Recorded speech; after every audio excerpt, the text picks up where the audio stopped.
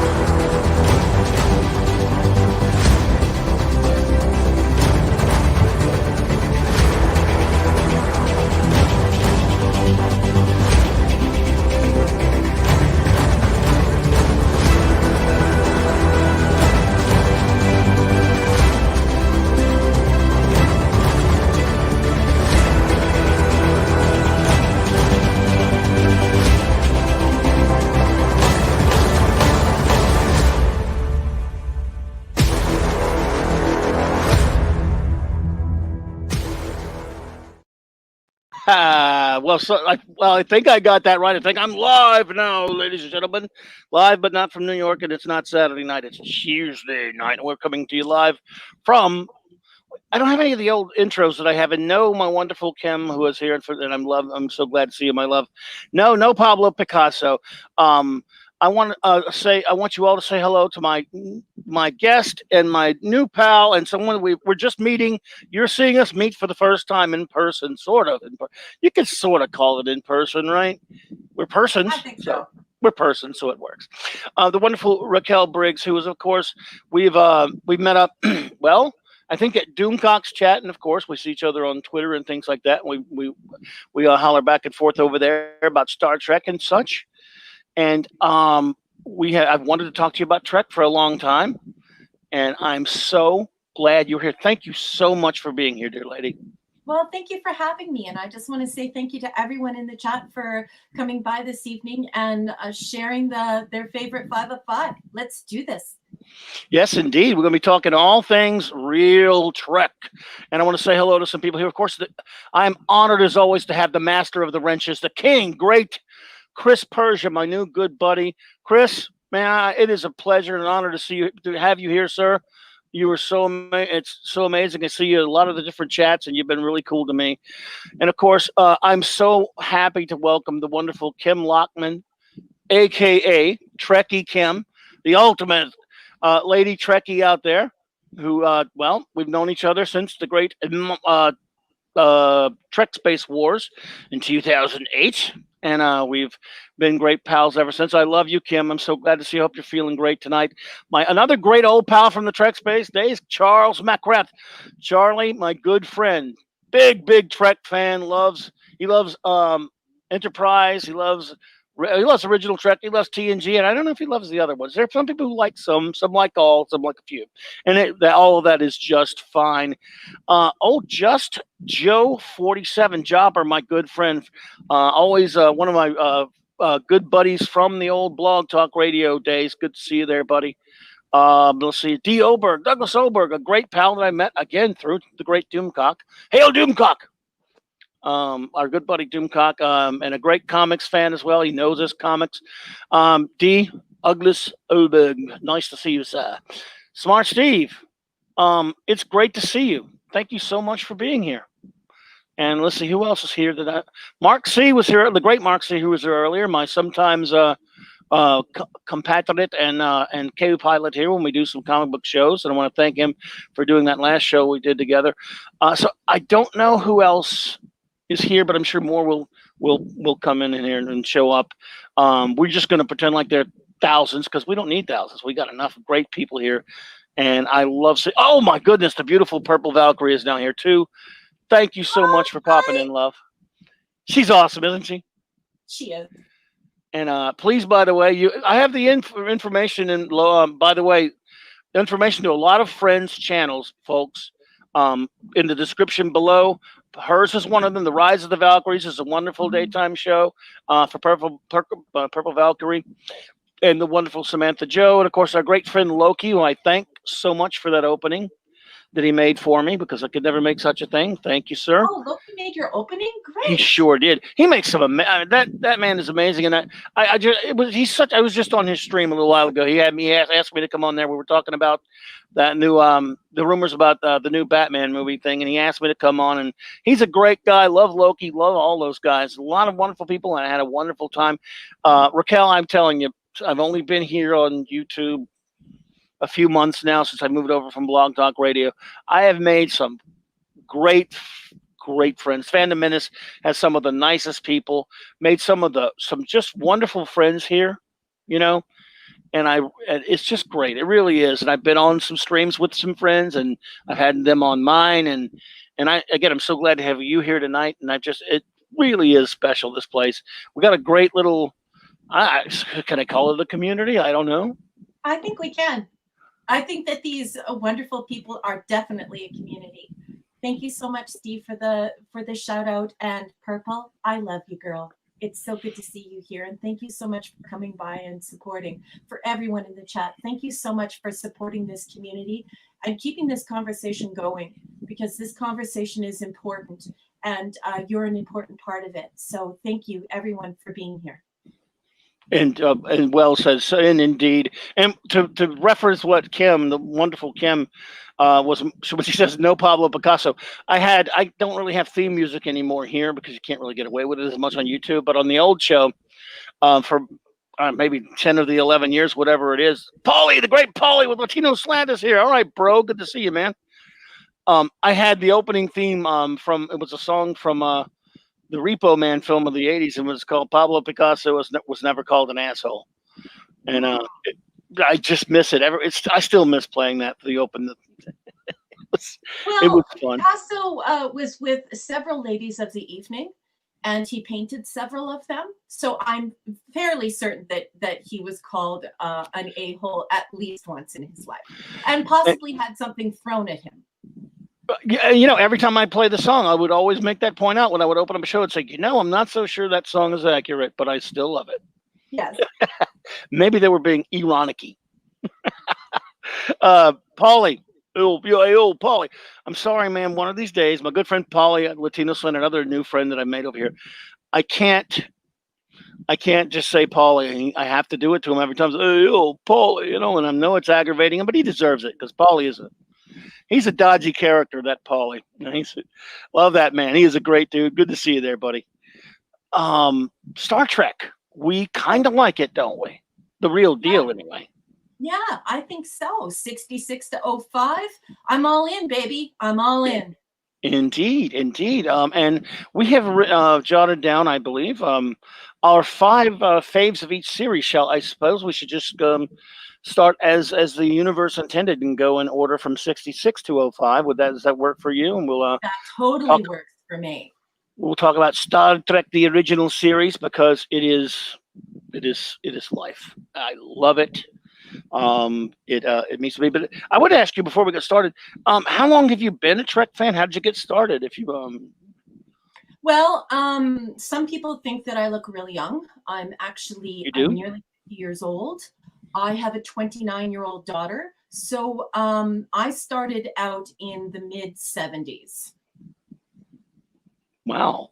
You're younger. You're a Star Trek fan. You're younger than me. I have a 33-year-old daughter and a 31-year-old son almost, and I started after you, believe it or not. But go ahead. What was your first exposure? My first exposure was actually my stepfather. My stepfather was a hardcore original series Trekkie, and he showed it to me, and I was completely blown away. Nice. I thought it was the most wonderful thing. And of course, I was quite young, so some of the episodes were a little bit scary for me. But I just became an instant fan, and then it just sort of went on from there. So as the series developed and a new series were made, and it became possible through media, I would chronologically rewatch all of Star Trek every single year. So right now, 66 to 05 is about 670 hours Wow. per year. But I mean, I also attend the symphony, and I'm a cosplayer, so I regularly appear here at Rapid Fire Theater and the symphony here, and any kind of public appearances that I can do. I do an Andorian cosplay. That's what I'm basically known for here, and Vulcan cosplay. So that's my relationship with Star Trek. Excellent, excellent. I think I've seen a little picture of the Andorian one. That is beautiful as well. And this one is a beautiful one. And by the way, Venkman, thanks for popping in, my friend. Another good new buddy of the show. That is fantastic, though. And again, I love the cosplay. Well, thank you. I can send some of the cosplay to Twitter if you wanted to show it. Sure, we would love to see any of that. 1 second, and I can do that right now. Whenever you, and by the way, I have a memory to show. Kim, me on the bridge. Remember that, Kim? That was a long time ago. This was me as the greatest captain of all time. Not. Let's see here. So there should be some coming through now. All right, let me see here.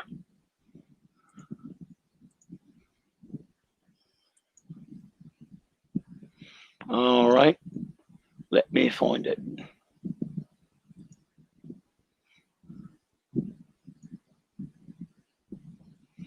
You sent it through like a message or what? Oh yes, I sent it through. Hopefully that came. Might take. Oh, okay. There we go. Oh, yeah. I think I've seen this one before. That would be a Vulcan. Yep. All right. Let's see. I got to do the screen share thingy. There we go. I should have sent those to you earlier. Oh, no, it's fine. You're good. I could do the screen share thingy. Oh, I got it. Thank you so much. Thank you so much, Purple Lady, Purple Valkyrie. Thank you so much. The Andorian, I've been working on it for a really long time. So it's look at that. That's beautiful. Thank you so much. That is beautiful there. I love it. And then there is that's the Vulcan, and you said you have an Andorian one. Did you send that one, or? I don't know why there's. Oh, there. It just takes a while. Yeah, there we go. Okay. Yep. All right. Whoops. There we go. Look at that. That is wonderful. Thank you. And one more we have here.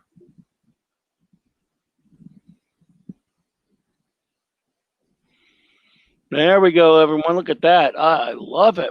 I'm sure they're all loving that. That's wonderful there. Thank you.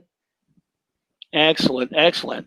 Man, that's so much better than my than me on the bridge like that. Let me see.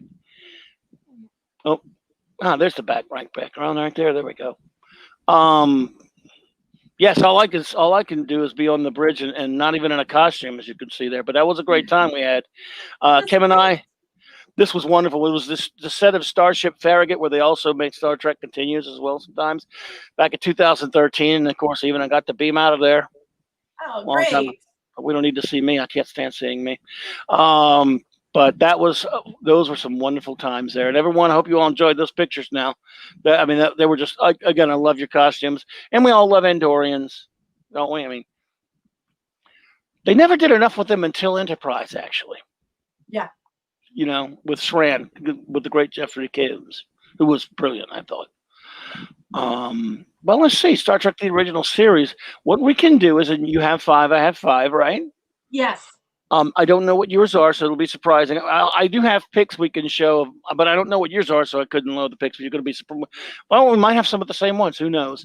But why don't you just start with your number 5? I'll do my 5 when we'll talk about the episodes. We'll talk about your 5, talk about my 5. Does that work for you? Is that good? Okay, well, let's do them one at a time, and we'll dial them up from 5.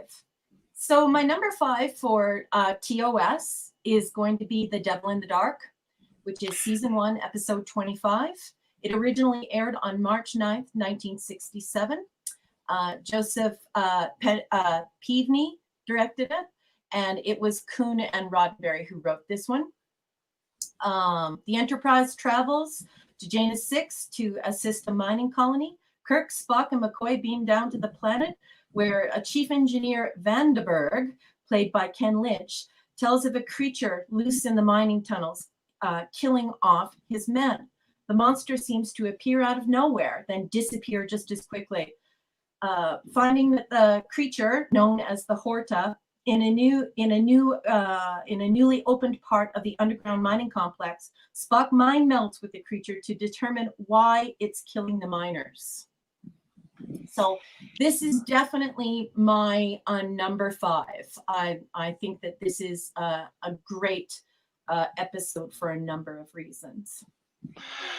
Right out the box, we have what we here at Clobbering Time call a tie, because it's also my number 5. Yeah, I think it's great. Yeah. Yes, indeed. Let's see here. So yeah, we can just leave that picture up and do some more there. Kim, please send that to me. You can send it through.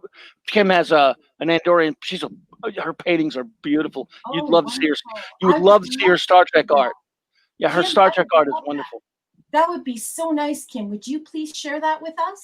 Yeah, you should see her Star Trek art. It's all of her art's beautiful. She does a lot of does a lot of John Wayne art, and she does a lot of Star Trek art, of course, and it's fantastic. I would love to show some of Kim's art, especially since we're doing Star Trek. Some of her Trek art is fantastic. But yes, so we have our first tie. My buddy Flash and I, when we do a lot of list shows like top 25 countdowns and such. And once in a while, we'll end up having this what we call, quote, a tie, in a sense, at the same number, And it doesn't happen that often, but when it happens right off the bat, that's pretty cool there. So again, Devil in the Dark is brilliant. This episode is, like a lot of my favorites, quintessential Star Trek. Ideas, concepts. I mean, this is a show in 1966 that can make you feel for basically a big shag carpet. Well, this looks like 67. One. But one of the things that I just absolutely love about this episode is what the very famous Arthur C. Clarke, of Clarke's World fame, super famous science fiction author, he said that of the original series episodes, Devil in the Dark was the only episode he could call to mind. He said it impressed him because it presented the idea, which was unusual in science fiction then and now, that something weird and even dangerous need not be malevolent. And I was surprised to hear that was his rationale, because that's also my rationale. It's an incredibly strange feeling to know that something so entirely alien, so entirely different from us, including being a silicon-based life form,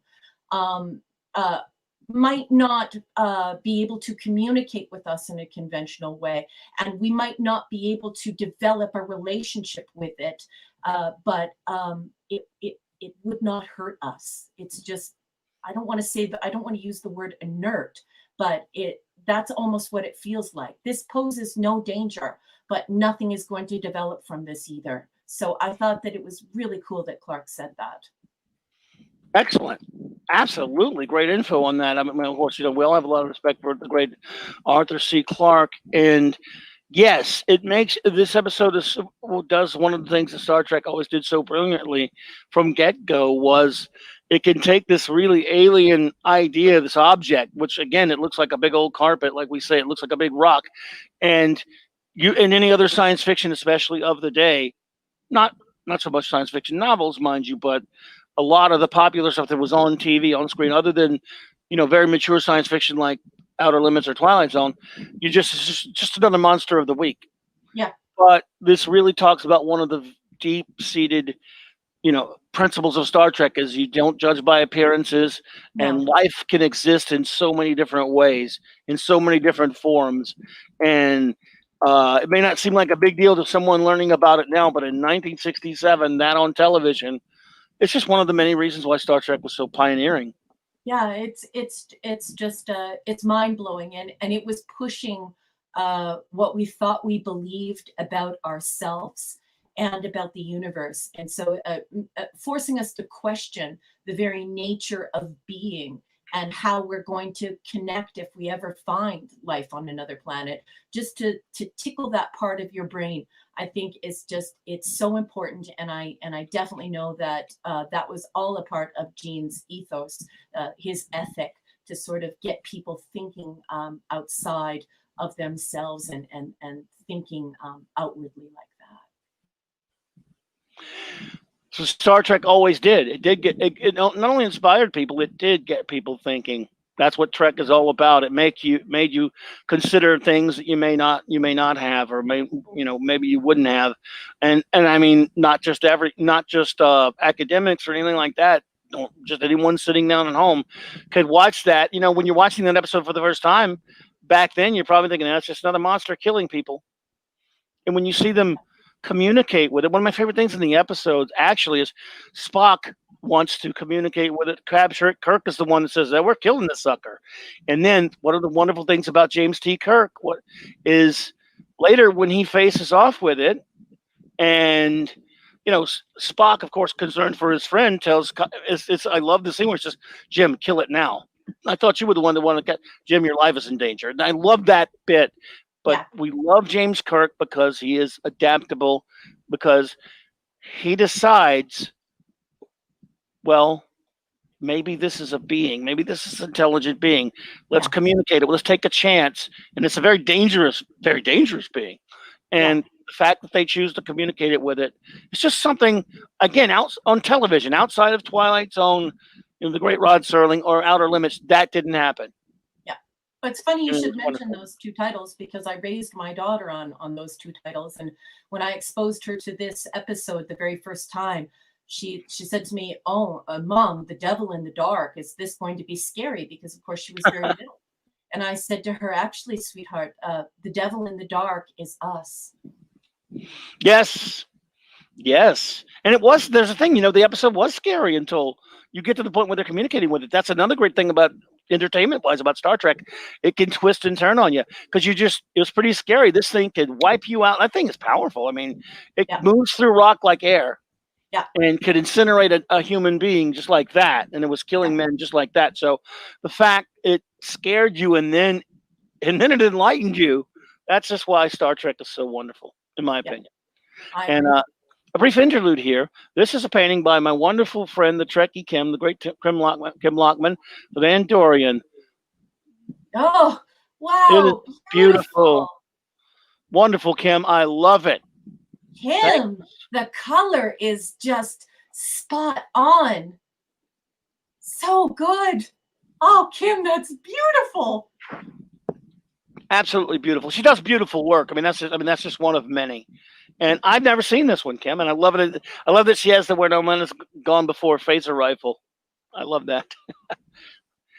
And it was only in some of the early episodes that we saw that Uhura wore this like twice, I think. And so that uniform for a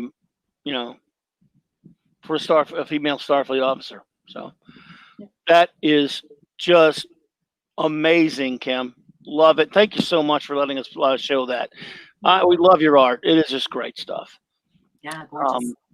Well, it's great that the first one was right out the box. Our favorite of number 5 was the same. So hit me with your number 4.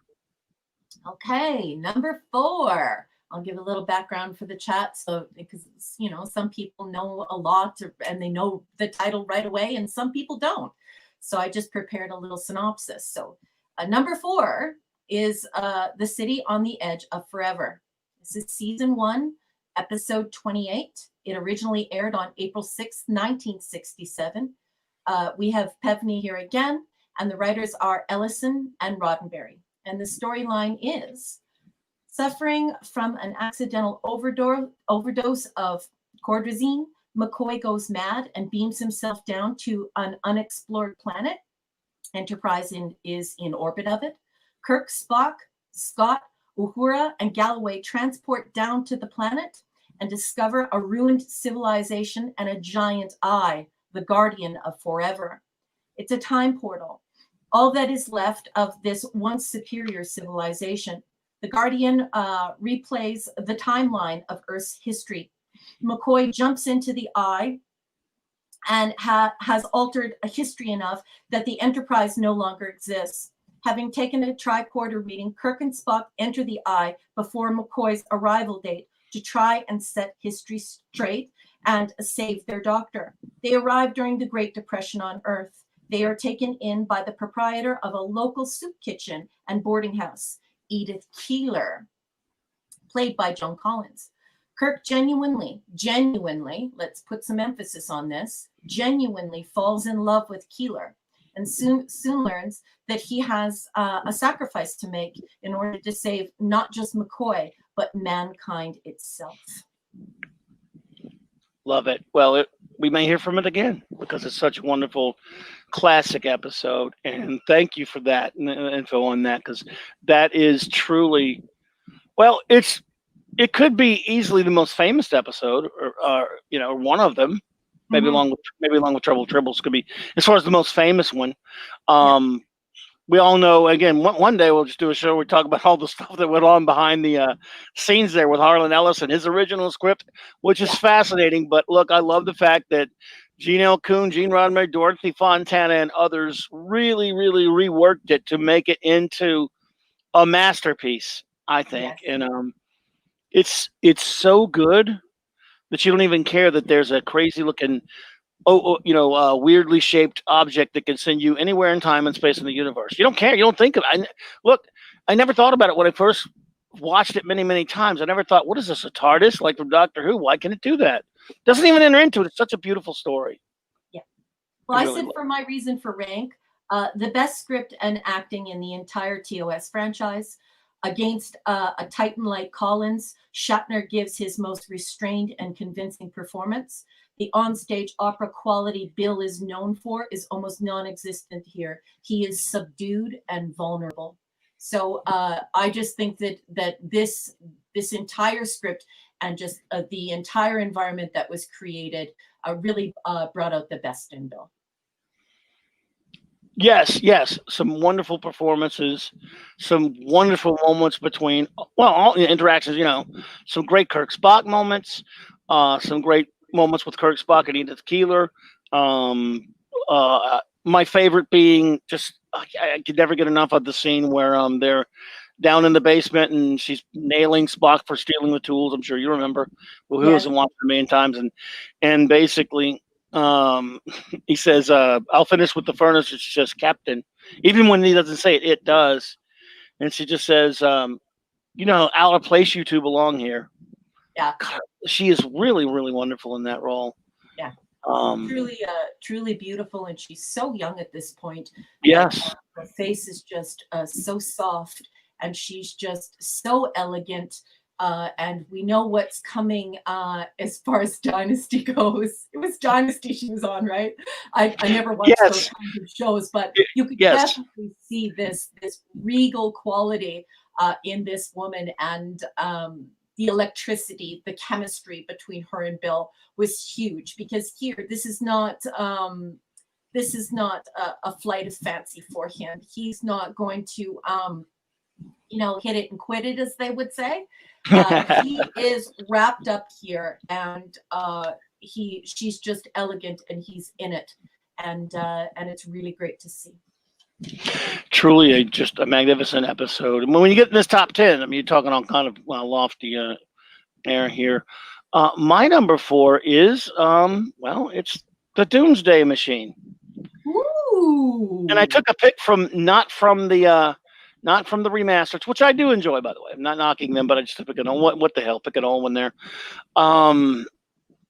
everything from that amazing score. I believe it was Fred Steiner made the backup music in that one, if I'm not mistaken. I could be getting them wrong, but I just love the performance of William Wyndham is just terrific as Commodore Decker. Matt Decker is a great character, and again, this show was so great at giving you, Even one-time characters could really, really grab you if they're written well. Some wonderful scenes between Decker and Spock. A lot of high drama in this one, a lot of excitement, and again, one of those things that many of the great episodes of Trek have a cool concept, an interesting, fascinating concept of the Doomsday Machine itself. Yeah. What is it? And I love the fact that we never find out, even though later Peter David wrote books about it, which was fine, but Yeah. we don't know in Yeah. this. What is that thing? Yeah. Well, and here, we just see Decker completely come unhinged. I mean, he's totally unglued, and we have this opera quality on this stage, this sort of stage-like presentation of it, and he's a sweaty, terrified mess, and he just thinks, this is the end for everyone. And so, yeah, really, really compelling television. And once again, let's look at the socio-historic context of this. So many new fans render this, too operatic or too comical or too cheesy or however they characterize it. But what we're seeing here is some really, really weighty concepts being pushed forward, and actors really giving it their all to help you feel as though you are completely submerged in this story. You're totally in this story, and you're there and you're feeling it with them. So bravo to the cast on this one. Really compelling television. I love it. Yeah, and I hear you too. It's amazing. And again, one of my favorite scenes in all of Trek, I think, is some of the stuff on the bridge with Spock and Decker. Yeah. When he relieves him, and Kirk backs him up, says, I mean, your lunatic has been trying to destroy my ship, basically. And when he talks, tell Spock to relieve him. Yeah. Just some wonderful moments there. Again, a great performance by William Wyndham. Yeah, and here also too, we have some really great stuff that's instructional for new Trekkies, and that is, of course, we're seeing some nods to some insignia, right? So it's really nice too that Yes. we're seeing people who are off ship who are not sporting the Delta. They're sporting something else that's really cool, and that makes you sit up and go, okay, well, what's happening here? This is a complicated universe. There is some major world building going on behind scenes here. What is on his chest? And this is moving this whole narrative forward, and once again, immersing you in the story and letting you know that due care and attention was taken to create this world that we're in.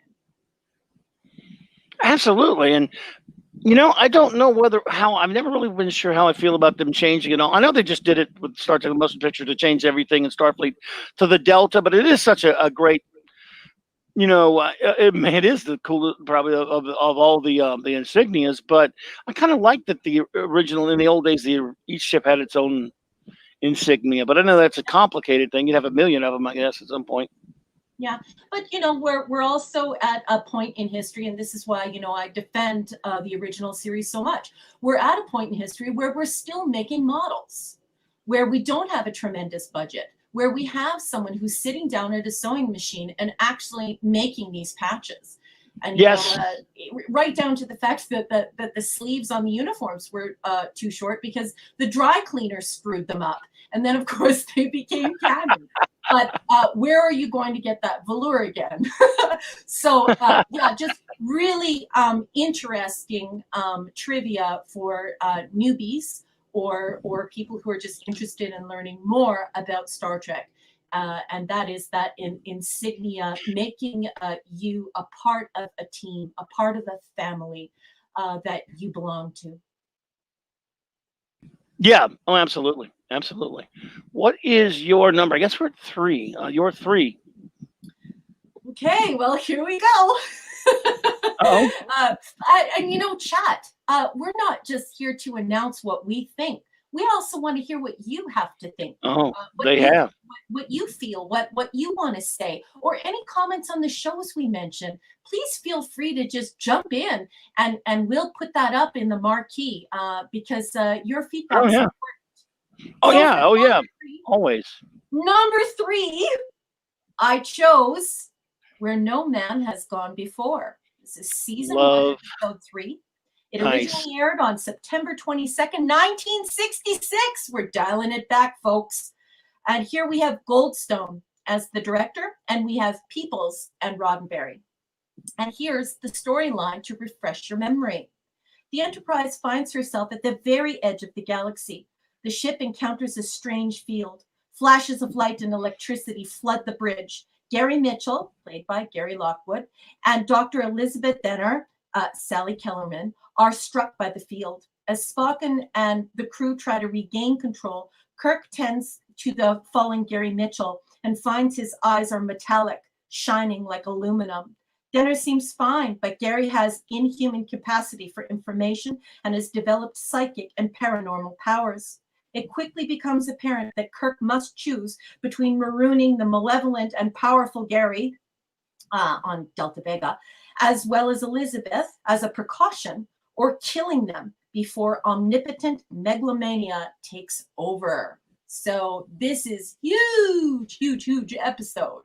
And wow, when I saw it when I was young, it had a profound impact on me. So here are a couple of my notes.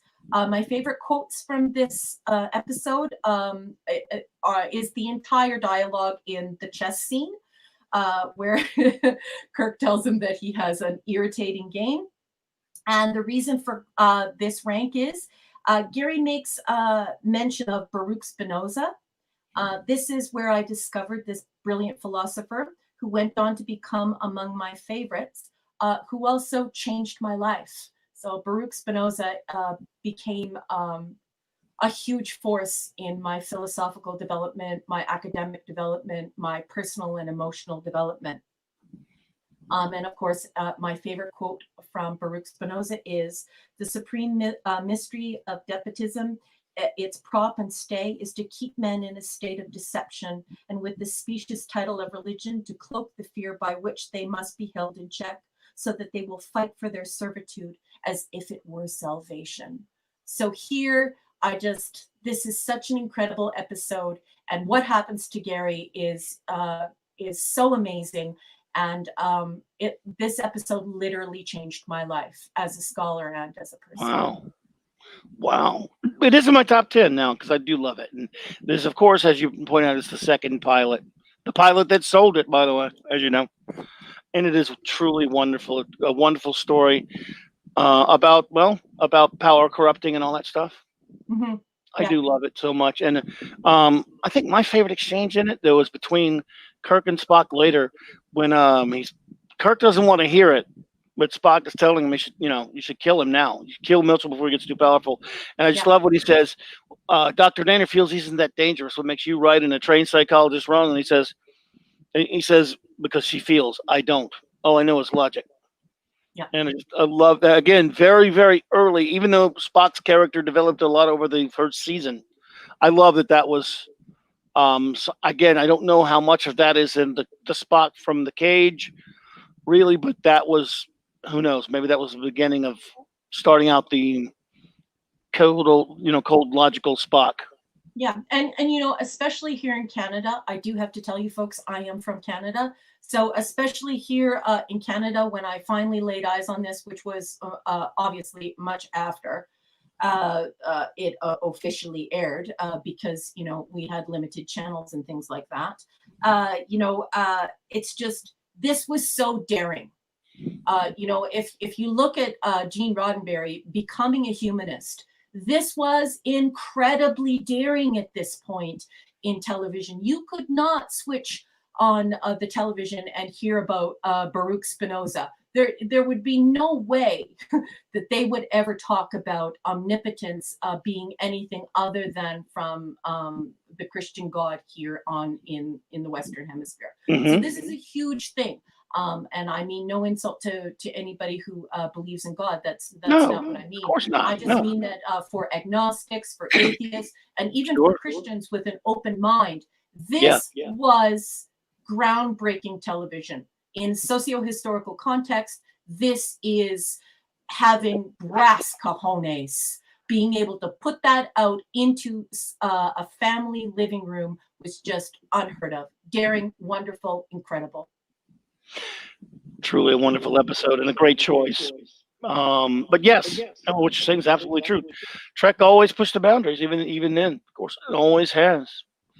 Um, my number three is a mock time. I just and I wanted to pick a funny picture from it. I don't know. It just always cracked me up. I don't know what it is. Um, again, obviously, first episode of the second season, and redefine. They start off from get go in the second season, defining Spock and defining things we would know about Vulcans forever. Yeah. And our first, we get to go to Vulcan in the remastered version. I don't know if you've seen it. That you actually get to see a big shot of Vulcan, a bit, part of what it looks like there. But anyway, again, what can you say about this one? This was a character episode. This episode was all about defining a character for going forward. They took a whole episode to do that, and it is just filled with so many moments. I wouldn't know where to begin. We don't have to spend a lot of time on it because it's just a wonderful story, just perfectly acted, especially by the big three. Yeah. Kirk, Spock, and McCoy. What's really interesting here too for the newbie Trekkies is this idea was used later on. I usually don't like to give out spoilers, even if we're doing a retro review, but this idea was used in the Next Generation. This idea that happens, that transpires in this episode, was used in the Next Generation. So you can either guess that in the chat, or you could just ask me to tell you. But I'd like to see if somebody can guess. What was the question? I missed you for a second. Okay, so what transpires in this fight scene? This idea is recycled in the Next Generation. Can anyone tell me which episode the idea is recycled in? I must admit, even I'm drawing a blank. I'm not the best on Next Generation trivia, but Okay, well, someone knows it. Please go for it. Tasha has something on her arm. Oh, are we talking Code of Honor? Yes. Okay, yeah. Code of Honor. So this whole idea of killing but not really killing, and the Doctor putting people to sleep and then being able to wake them up, dead, is recycled. Okay. Dun, right. Dun, dun, dun. Well done. I didn't know. You caught me off guard there. Excellent. Video done. Nice. Yeah, absolutely. And let's see. Was it a lot of people we're getting a lot of cool things in the chat there. Kirk should have busted out, drop kick, and take down the Spock. He likes Spock too much. He loves him. He didn't want to hurt him. It's true. Yeah. That's again. That ending is just too good. Of course, Spock, but before that, I love it even more when Spock Jim. His reactions. Yes. To Kirk being alive. That human side of him creeps up, right? But yeah, I agree with the comment. I would have liked to see some Kirk Fu here as well. That double fist. No, we do see it. Oh, there is a goof in that scene too. If memory serves, there's a goof. There is a shooting inconsistency with the chest cut of the uniform, and there's also a goof when the collar gets ripped. So when you rewatch it, watch for those two goofs, and when you think of those two goofs, I want you to go, Raquel said that. I will. Damn, I'm gonna have to go back. Watch it a million times, and I'm not sure I know what it was. I'm so unobservant. That's amazing, though. I love hearing stuff like that. Number 2 for you. Oh, number 2. Okay. I'm having so much fun. I'm losing track of time. Okay, number 2. Chat. I chose Space Seed. Nice. Season 1, episode 22, originally aired February 16th, 1967. The director is Daniels, and the writers, we have 3 here. Okay, we've got Kuhn, Wilbur, and Roddenberry. All right. And this storyline is from IMDb. I did not write this one myself. The Enterprise comes across the SS Botany Bay, an ancient Earthship from the 20th century, traveling through deep space with a group of genetically engineered humans in suspended animation. This is a part that I added. A remnant of Earth's eugenic wars in the 1990s, they revive. Khan, a charismatic Sikh warrior with 5 times the strength and ambition of regular humans. This immediately attracts the attention of the ship's historian, Marla McGivers, played by Madeline Rue, while Kirk and Spock investigate, learning that Khan Noonien Singh is the last of the great Earth tyrants. Khan uses Marla and the ship's library to revive his superhuman compatriots and take over Enterprise. My favorite quotes from this are Mr. Spock, "I fail to understand why it always gives you pleasure to see me proven wrong." To which Kirk responds, "An emotional Earth weakness of mine." So I burst out laughing every single time. It doesn't matter how many times I watch it. And I love it. the reason for rank, this is all about Ricardo for me, playing a Sikh. And also the fact that this was the impetus for The Wrath of Khan. I put in my notes, I have always had a great love for India and her people. Khan is a mixed race and religion Sikh, much like Captain Nemo, who I was fascinated with as a child, from 20,000 Leagues Under the Sea, which is, of course, Jules Verne.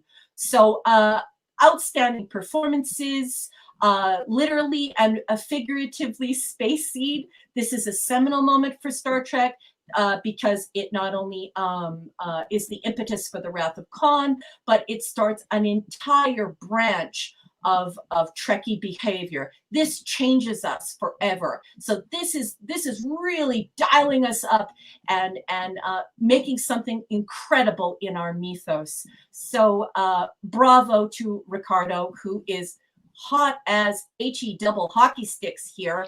And gee, if he undid that tunic, or is that a tunic? Would we call that a tunic? The Eugenics Wars? Oh, wow, he looks hot. Great performance. Great character. You know, my favorite scene in this is right here. Yes. Because I just love the stuff right there when he's talking about, well, when Spock is kind of grilling him. And he says, "You are an excellent tactician, Captain. You let your second in command attack while you sit back and watch for weakness." You know, and I just love it about him. Kirk is just cool as a cucumber sitting there. The whole scene, from Montalban's great performance to Shatner's great performance, just sitting there. Why we love Kirk so much. He's just so cool in the face of anything. And just a brilliant episode. It was such a wonderful idea to base The Wrath of Khan off of this. And how about our generation? How about what this episode does for our generation too, like Gen X? Gen X is looking at the man from Fantasy Island, this scary, villainous, but also virtuous and moral and proverb making person. So like it's just such a monumentous thing for our culture, for that entire generation. He helped define a massive swath of culture for Gen X. So he's marvelous. I mean, just look at his shoulders. Look at how relaxed he is. You know, he is a megalomaniac from Earth, and he is a terrifying and also sexy and alluring prince. And it's all danger, danger, danger. You don't get charismatic performances out of baddies like that anymore. No, you don't. It's just He's amazing. A great villain. But it's also the fact that with Fantasy Island, we come to respect, revere his villainy, because his villains always have a tinge of making us feel like, oh, I think he has a point, or I could see how that could be, or boy, those bad people who came to the island got what they deserved. So I think that he's just incredible at being a bad guy, and there will never be another like him. He is the only Khan. I don't care if the chat sends me the worst hate mail in history. He is the first and the only Khan. Well, yeah, look, we've already established here, Star Trek is 1966 and 2005. Everything else is airsats. Star Trek, it ain't only drivel. So Into Dumbness and Mr. Cumberbatch and all that crap. No, there's only one Khan. There's only one bunch of Star Trek, and we're talking here tonight. Jar Jar Abrams and bad reboot filth need not apply. But what I don't understand is that Ricardo is mixed race. Okay, so here we have this mixed race Sikh. And we have this incredibly important story, important to Gene, because of course he was in the service with a guy named Khan Noonien Singh.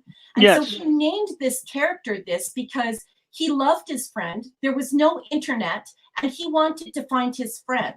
Then the new Trek comes along, this Sikh Drek.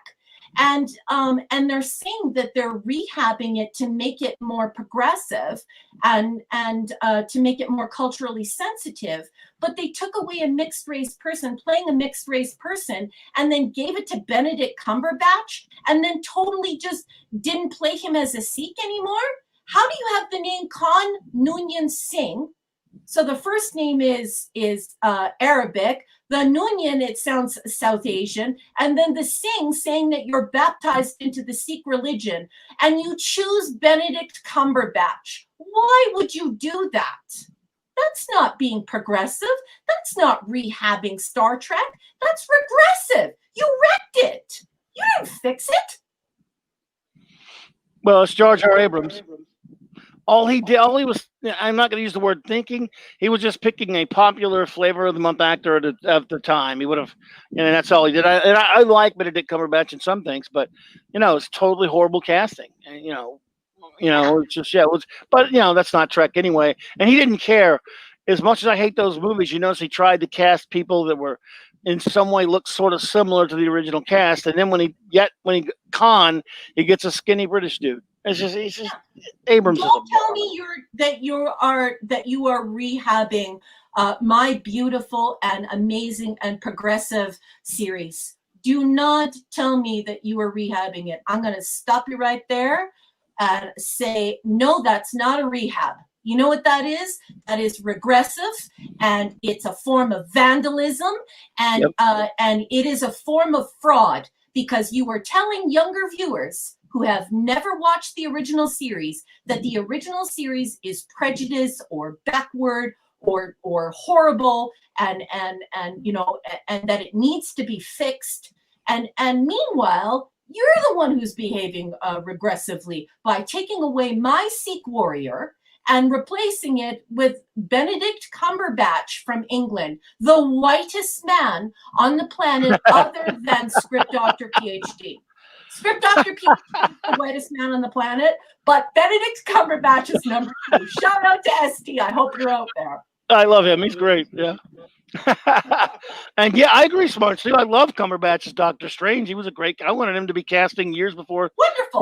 Before he was cast, I was wanting it to be Cumberbatch. I liked Sherlock, but when they cast him in Into Dumbness, not that I care much because it's not real Trek anyway. But I was like, sure, he looks just like Ricardo Montalban. I mean, you remember the scene in Twins where Danny DeVito looks at and Schwarzenegger tells them they're twins. He goes, "Oh, obviously."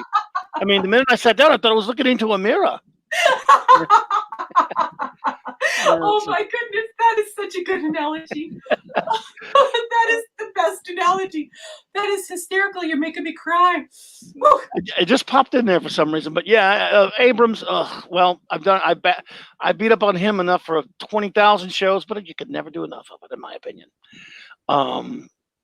But anyway, love it. Great choice. Love the episode. It is a wonderful one. What are we, 2? We're on number 2, yeah. Oh yeah, I always lose track.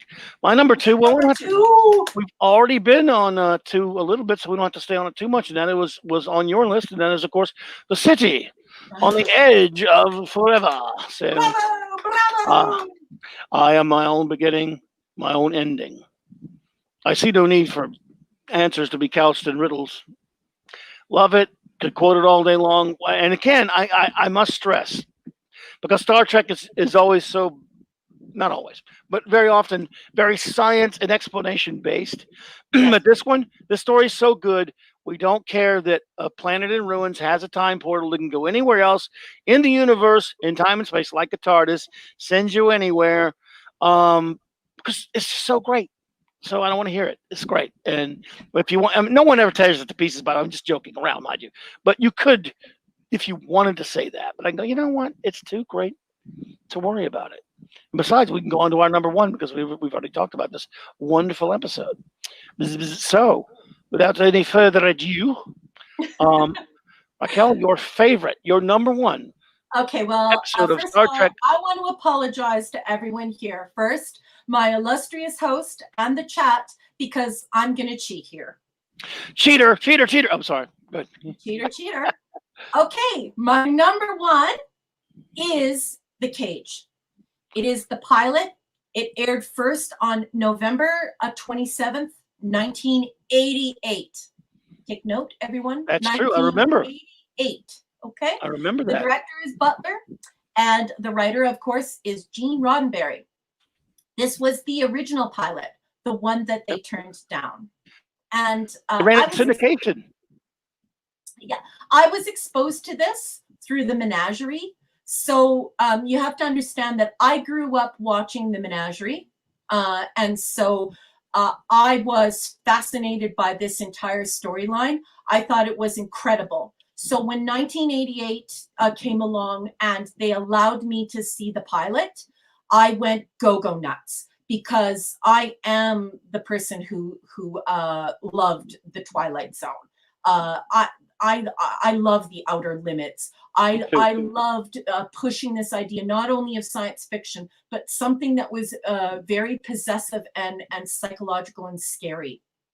And so this is a huge one for me. So I'll briefly do the storyline.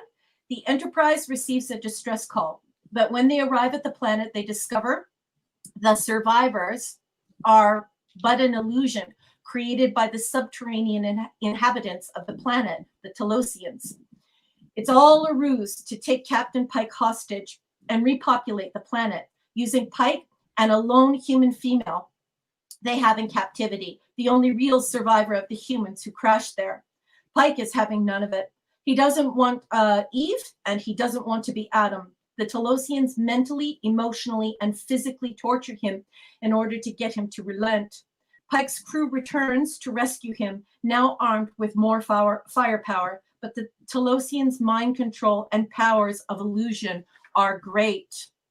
My favorite quotes from this are Pike saying, I can't get used to having a woman on the bridge. And number one perks up, who is played by Majel. No offense, she perks up and looks up at him and she doesn't say anything. And then he follows up and says, no offense, Lieutenant, you're different, of course. And so my reason for rank on this one is, this is unadulterated, unfiltered Star Trek that Gene Roddenberry envisioned. Number one is Majel. Although John Hoyt playing Dr. Philip Boyce wasn't Gene's first pick, because Dee was always Gene's first pick, I grew up watching the Telosians in the Menagerie 1 and 2. The original was much more fulfilling when it finally became available in 1988. So this is, for me, the episode that shows that everything that new Trekkers believe about Gene Roddenberry is complete horse hockey. This is a man who wanted to bring it all, and they reined him in and didn't allow him to do it. I love that he made Majel the number one here.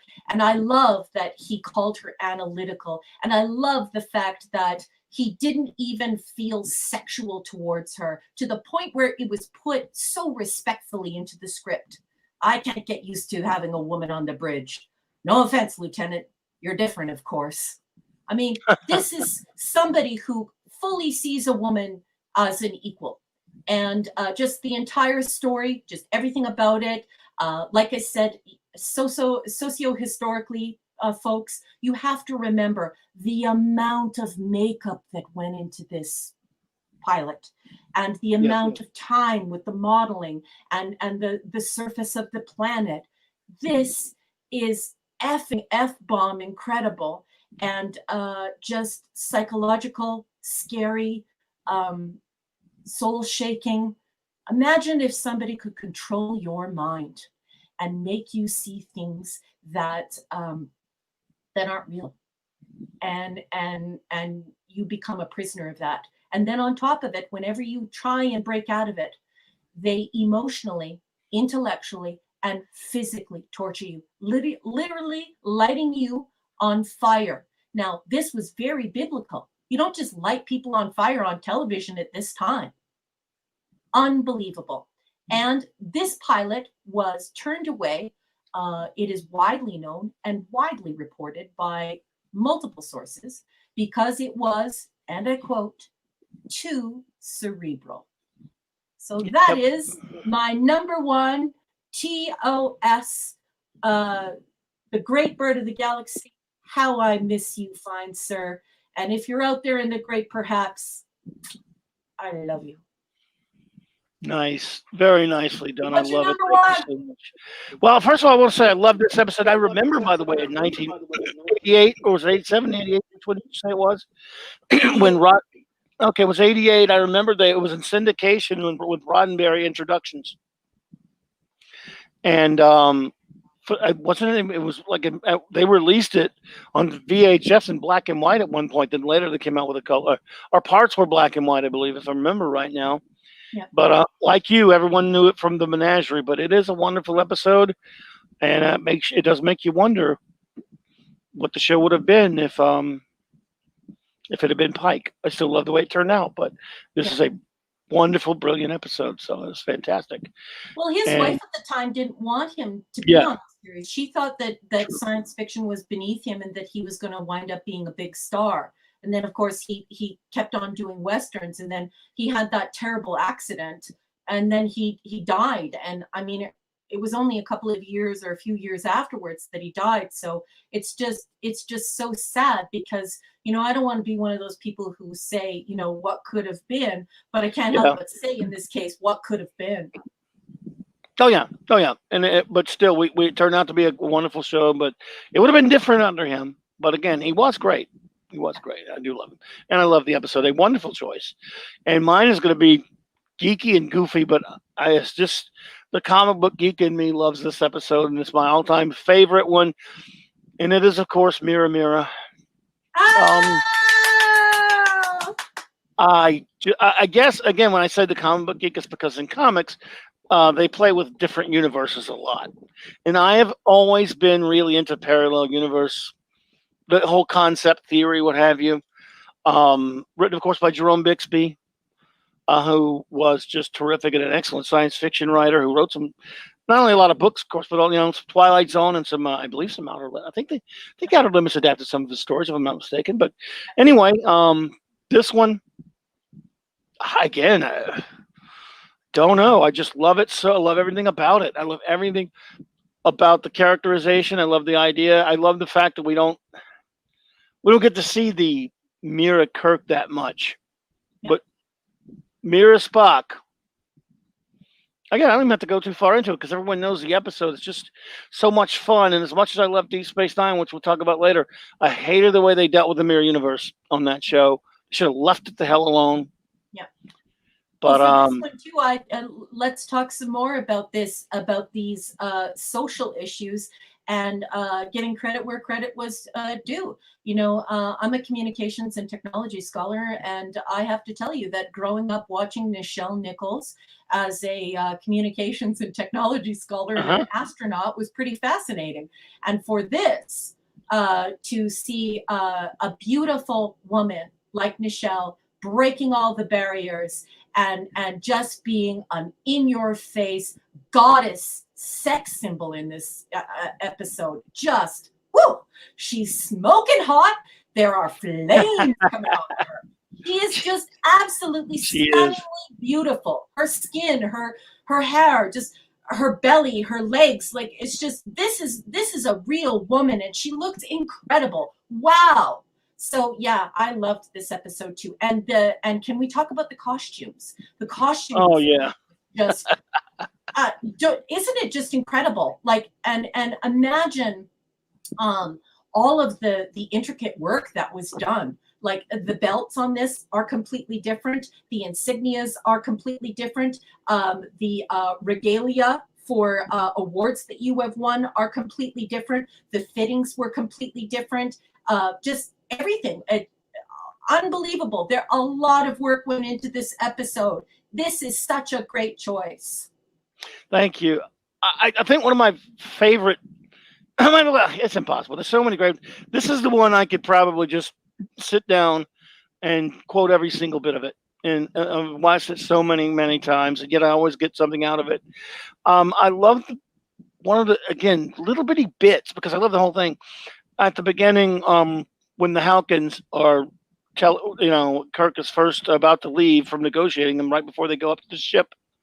Um, when they're trying to convince the Halkins to let them mine dilithium there, and the Halkins go on about their history of total peace or something like that, and the Halkin leader says to Kirk, "Captain, you do have the might to force the crystals from us, of course." And I just love Kirk says, "But we won't. Yeah. Consider that." And that's the Federation in a nutshell, and what it means, and what Yes. Starfleet is, how good it is, and then right there, when we get to the Mira Spock, I cannot tell you how many times I and my other immature Star Trek friends have walked up to each other and said, "Your agonizer, please. I want an agonizer." I've seen the prop. I actually want the agonizer. But I do love this. I mean, again, Oberg put that I love that quote where Spock warns off Mira Sulu.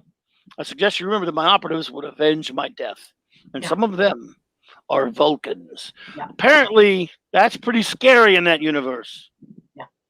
Understandably, I suppose. Smart Steve, I just wanted to say yes. The Trouble with Tribbles is a great episode, and I also rank it quite high. But it appears elsewhere. I don't like dropping hints, but it appears elsewhere in my list.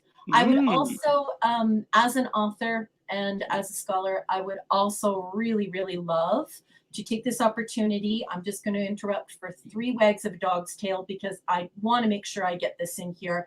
That I would like to give honorable mentions to banned episodes. That would be Miri, Plato's Stepchildren, the Empath, Whom Gods Destroy, and Patterns of Force. All banned episodes, some of them all the way up until the mid-1990s, folks.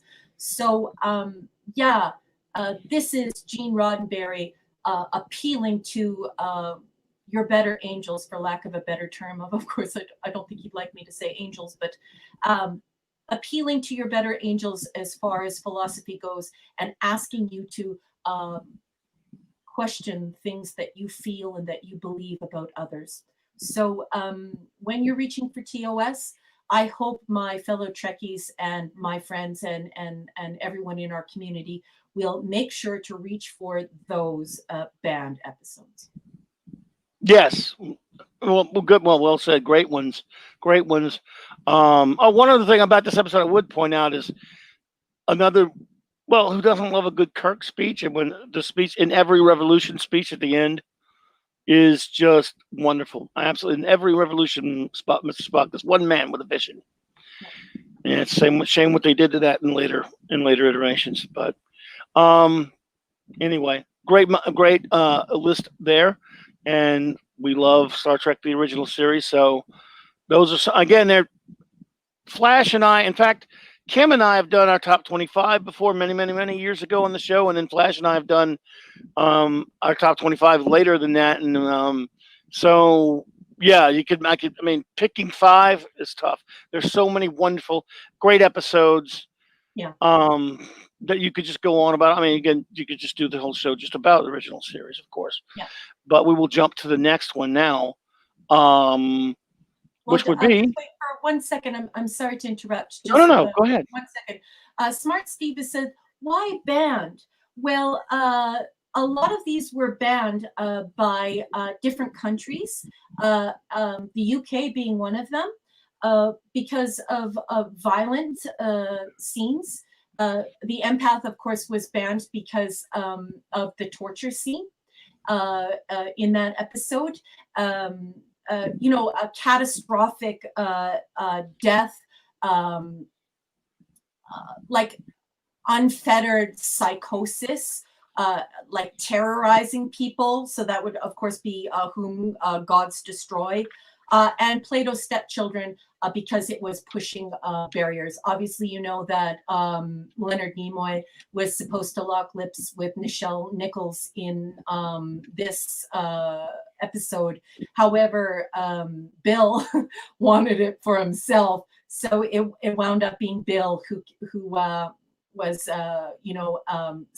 in this beautiful and sexual embrace, interracial kiss on television. So yeah, a lot of stuff going on, and there were various layers of why they were banned at different times, but usually for portraying torture, psychological abuse, terrorizing, like terror. Like before, we use the word terror now like it's nothing. But back then, it was a serious thing to well, it's still serious now, but what I'm saying is that terror was a concept that would shake the folks at home. And so, yeah, they were banned. Excellent. Excellent info. I didn't know that all those had been banned like that. So thank you for that. That's amazing. And Mark, great choice of episodes. This top 5: Mirror, Mirror, Doomsday Machine, Galileo 7, Mock Time, Balance of Terror. Love them. You have a banned one on your list, Mark. I love you. Indeed. Yay! The great Mark C, folks. Yes, indeed. And well, before we get to the next generation for our next show, our next topic. Well, whatever. I just want to say tomorrow night I will be live streaming an Open Geek Foolishness show for no particular reason. The next Monday night, Carlos will be joining me, my good buddy Carlos. The works of Alan Moore, more specifically the 20th century works of Alan Moore, because he's been a nut job since then, but he's really a nut job in the 21st. But I consider myself the ultimate Alan Moore expert. No, I'm just kidding. I'm not. But I do have all of his works, and there's some really obscure ones, and nobody knows his work better than me. Arrogance, just kidding. Not even say. I once thought about writing a book, but then I would have to learn how to write without using crayons, so I didn't. So I let someone else do it. But we will just settle for doing a show about the insane nut job, brilliant writer. Excuse me, brilliant writer. He did that to me. He's a wizard, Let's see here. Excuse me. Anyway, fix this. The brilliant Alan Moore, who is a wizard. He calls himself one, and he might have come after me with that one. Now I'm starting to believe. And Mark, my good buddy Mark C, inaccurately states Alan Moore is overrated, which is not correct. I love you, bro, but you were as wrong as a tenured professor of wrongness at Wrongo University. That's okay. Wrongo University? That's a crap institution. I got kicked out of that one. That one really? No, I'm just kidding. I graduated. What am I saying? Sort of. Anyway, well, we'll debate that one night, Mark, if it makes you feel better. We're going to do that show anyway, buddy. And you and I, of course, we're doing many more shows in the future. Good man. This should come up with some wonderful titles for me. Topics, that is. I'm sorry. Star Trek, The Next Generation. TNG. The T at the end and the G. Actually, that's what we're going to call the show. Mark C, we're going to call that one, Mark, Alan Moore is overrated. Just for you, buddy. Mando, Mark. That's because he's just a pal. At least I could do for him, That's how we roll around here. Chris Persia. I know you're here. You're here, buddy, and yeah, I'm honored. Thank you all for being here tonight. Well, let's see. In 1987, Gene Roddenberry decided to do it again. We'll start a show called Star Trek: The Next Generation. I'm kidding. I like it. I'm just joking around. I mean, again, I used to, and Raquel, full disclosure, I was one of those. I watched it and liked it, and when it was on and everything. but I was one of those staunch, original series guys that I was more critical of the Next Generation. I was a lot rougher on it at the time.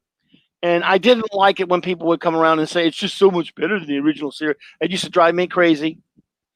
And I used to fight with people about that kind of crap all the time because I'm immature like that, granted. But it is a good show. It's an excellent show. I like it a lot. And we are going to talk about it a little bit. What fancy Well, that? I was in like I think my last year of junior high, or no, I think I was in high school when it came out. I don't know. Anyway, yeah, I was pretty excited about it. And just because I was excited to see what effects they came up with and things like that. But at the Yeah.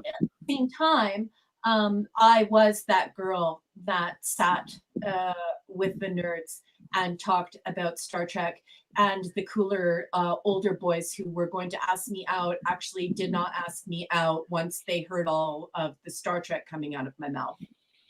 So also doing Vulcan greetings, make sure that you are sitting with the nerds on the bus. And so I was sort of gobbling it up because of the fact that I was defending Gene Roddenberry. So for me, like, anybody who didn't like it, they were crap. They were just big bags of flaming dog poop. Because yeah, Gene Roddenberry was cool, and didn't you watch black and white television, and don't be a ninny. Although I profusely swear in real life, so I would not say ninny. Oh, you could do that here if you want. It doesn't matter. But yeah, I loved TNG from the very first day. I absolutely adored it because I thought, this man who I love so much and I respect so much has a new show. I can't believe this is actually happening. So I was uber super excited. And now I'm not so excited. We'll talk about that after. Yes. Well, I hear you there. Actually, I was very excited when it came out. I remember seeing a lot of stuff about it. Went to a con around somewhere in '86. Got to meet Majel Barrett again and Grace Lee Whitney and Nichelle Nichols and stuff like that. It was Houston, I believe, and we saw one of the first early, I guess, trailers or what have you. And I was very excited. And actually, when it looked, and as I don't know how it aired up where you are, but it aired in syndication here, and it was I believe it may have been Saturday or Sunday nights down here. I forget now, but I really enjoyed Encounter at Farpoint, the pilot, and I thought it took a while for the first couple of seasons, to kind of get off the ground, but I watched it and liked it. I kid about it because I love the original series better, but I've gone back, especially recently, in spite of a certain thing that we haven't mentioned yet, and really have gained a new appreciation for it later. And maybe because that I've thought about this a lot recently, maybe because I just don't like modern entertainment that much. I'm that old guy on the porch who can't stand the new stuff that much. I love watching old things, and this is technically an old thing. Doesn't look it naturally, but I'm saying it's old, and it just that style of storytelling still appeals to me so much more than the modern type of storytelling you have in modern shows. Not knocking anyone for liking any of the new stuff out there. That's fine. That's great. It's just not really for me that much. And I can watch, in spite of certain things that get in the back of your mind because of something Mr. Stewart did, I can watch the Next Generation and really enjoy it now more than ever. Yeah. In spite of, again, what we were talking about. Yeah. Like I said, I watched, I chronologically rewatched Star Trek my entire life. So yeah, in the last 2 years, I've not done that because I just, Patrick Stewart has done some things professionally and personally that I think were wrong. And so I've lost all respect for him, and I find him hard to watch. However, as a professional, I will not allow that to prejudice my choices this evening, and you'll see that. Excellent. That's excellent. Yes. Well, we'll start. We have 5 episodes each of Star Trek: The Next Generation. So go on with your number 5. Okay, number 5. I'm going to choose The Measure of a Man, season 2, Nice. episode 9, February 11th, 1989. This is Shearer, and we've got Gene Roddenberry writing Snodgrass. That Maudlin now guy edited it, and then so did Rubenstein. And I would just like to say right off the hop here that throughout this, I'm going to be naming Gene Roddenberry. Now, a lot of new fans turn around and say, "Oh no, a whole crop of people wrote Star Trek: The Next Generation." Yeah, and DC Fontana wrote most of it. Yeah, that's great and everything, except for the fact that I would love for you to seek out an article that is like, I think it's like a 4-day interview with Gene Roddenberry for Humanist magazine, where he admits that because of his drug abuse and drug addiction, that he sort of lost control of what was happening on the show, and that he regretted it, and that he wanted to assure his fans who were truly listening to him that he wrote all the way to data lore, and he wanted us to know that.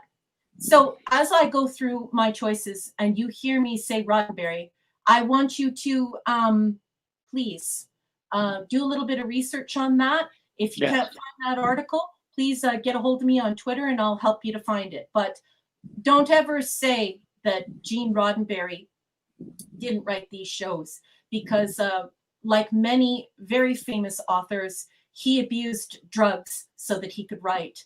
Just like Stephen King did a boatload of cocaine to write all of his books. So, you know, Gene has a special story, and I encourage you to find out what that real story is.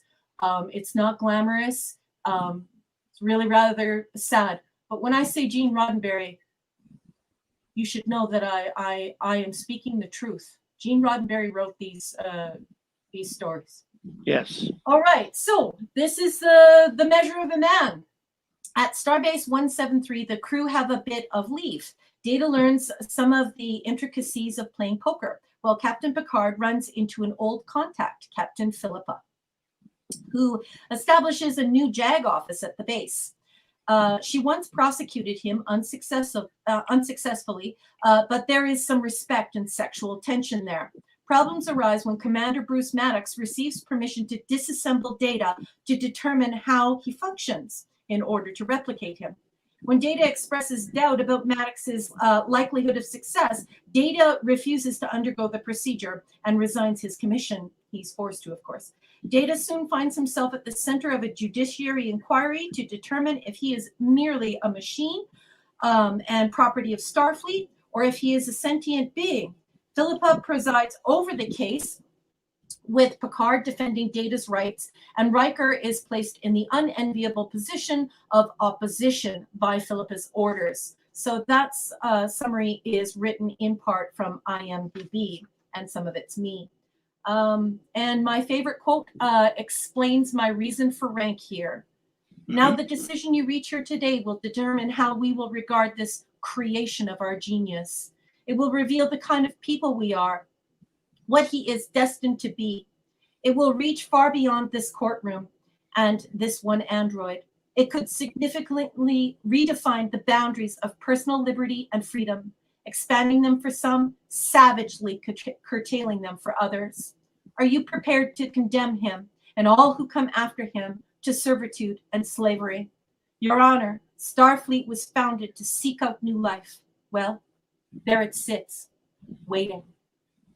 And that is the reason why I chose this particular episode, because I believe that, especially studying communications and technology, this is going to be a huge issue moving forward in our society when we're looking at artificial life forms.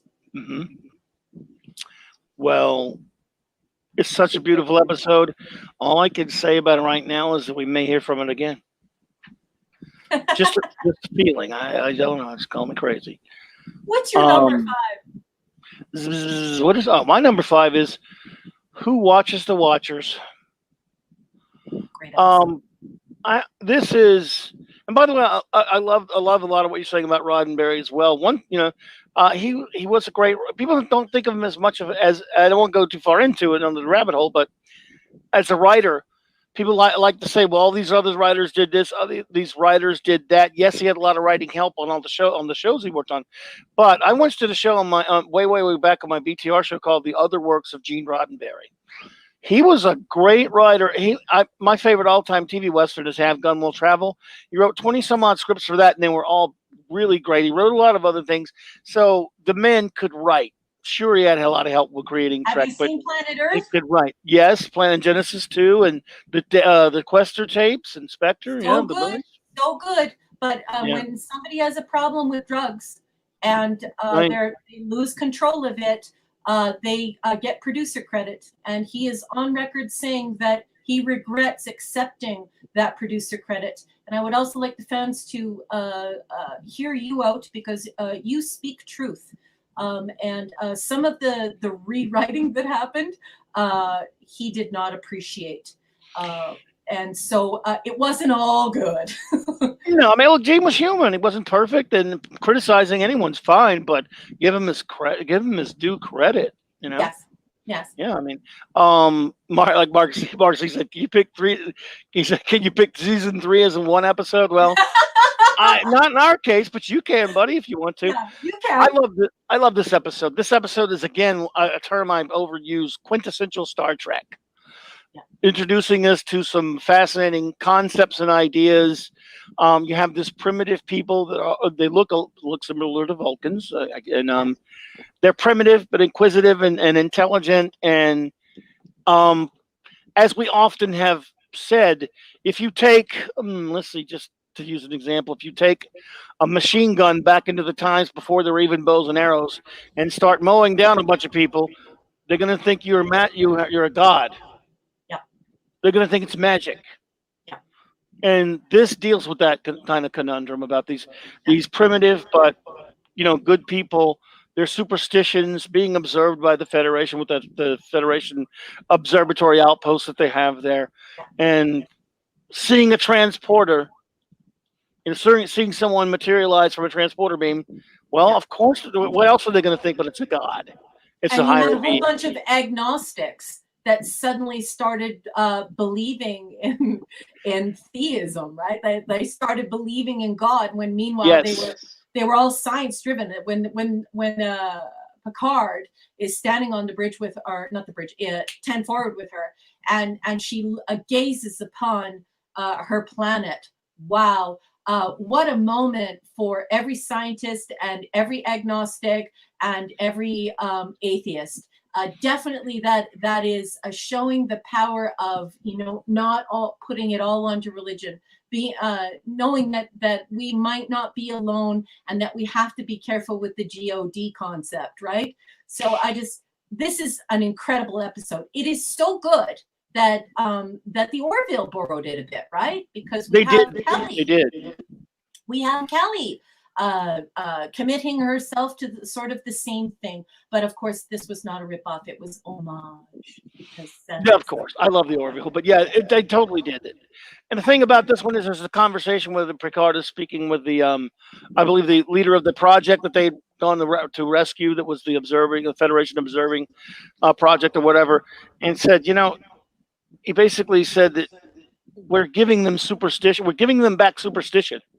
Which yes, they weren't all that advanced, but they had learned about logic, and they had, most of them had seemed to be evolving beyond superstition, and now we've given them back superstition. That's why we're going to have to tell them the truth, and trust them to deal with it. It's not an ideal situation, and it goes against a lot of principles, but the alternative, if you don't do that, if you just pick up and leave, you leave them with a superstition, and what you're doing to that society is way worse contamination. Yeah, and we see Janeway do this later. So this story is so good. Another person recycled it. We see Janeway do this later, but to a much more damaging effect, much like Kelly. So what an outstanding choice. And it was actually on my list. It was on my list till the end. It's tough to narrow them down. I know that. Yeah. Insurrection, I don't know so much. I don't know if it's entirely like that because those people in Insurrection were really really old, if you'll remember, and they were not super. They were highly advanced. They just chose to live a certain way. So I don't know Yeah, about that one. Doug Oberg, um, conspiracy. What that was a good one. I don't know if it was a rewrite of Operation Annihilate. I mean, you could almost feel like a sequel in some sense, though. I suppose if you want to put it that way. Your number 4. My number 4, and you're going to see a theme start to develop here, is Frame of Mind. So this is season 6, episode 21, May 1st, 1993. We have Conway directing, and we have Gene Roddenberry and Brandon Braga. The storyline, of course, is Riker is gravely affected by a local's death on a covert mission to Telonius 4, where civil strife has created total mayhem and endangered Federation colonists. From there on, he has a frustrating series of conflicting sensations, unable to tell whether his mind is running wild aboard the Enterprise as he prepares for a mentally ill character in a play, or if he's undergoing reflection therapy, a voluntary alternative to irreparable surgical synaptic reconstruction in a Telonian mental hospital. So this is from IMDb. That description is from IMDb. The reason for this rank, this is the first time I thought Frakes acted well. It is well written. It genuinely frightened me when I first watched it. And of course, in 93, I was a full-blown adult. I found Frakes either flat or melodramatic, oscillating betwixt these two extremes up until that point. I think this is when, yes, Smart Steve, dark theme brewing. I do like the weightier themes, especially the social issues.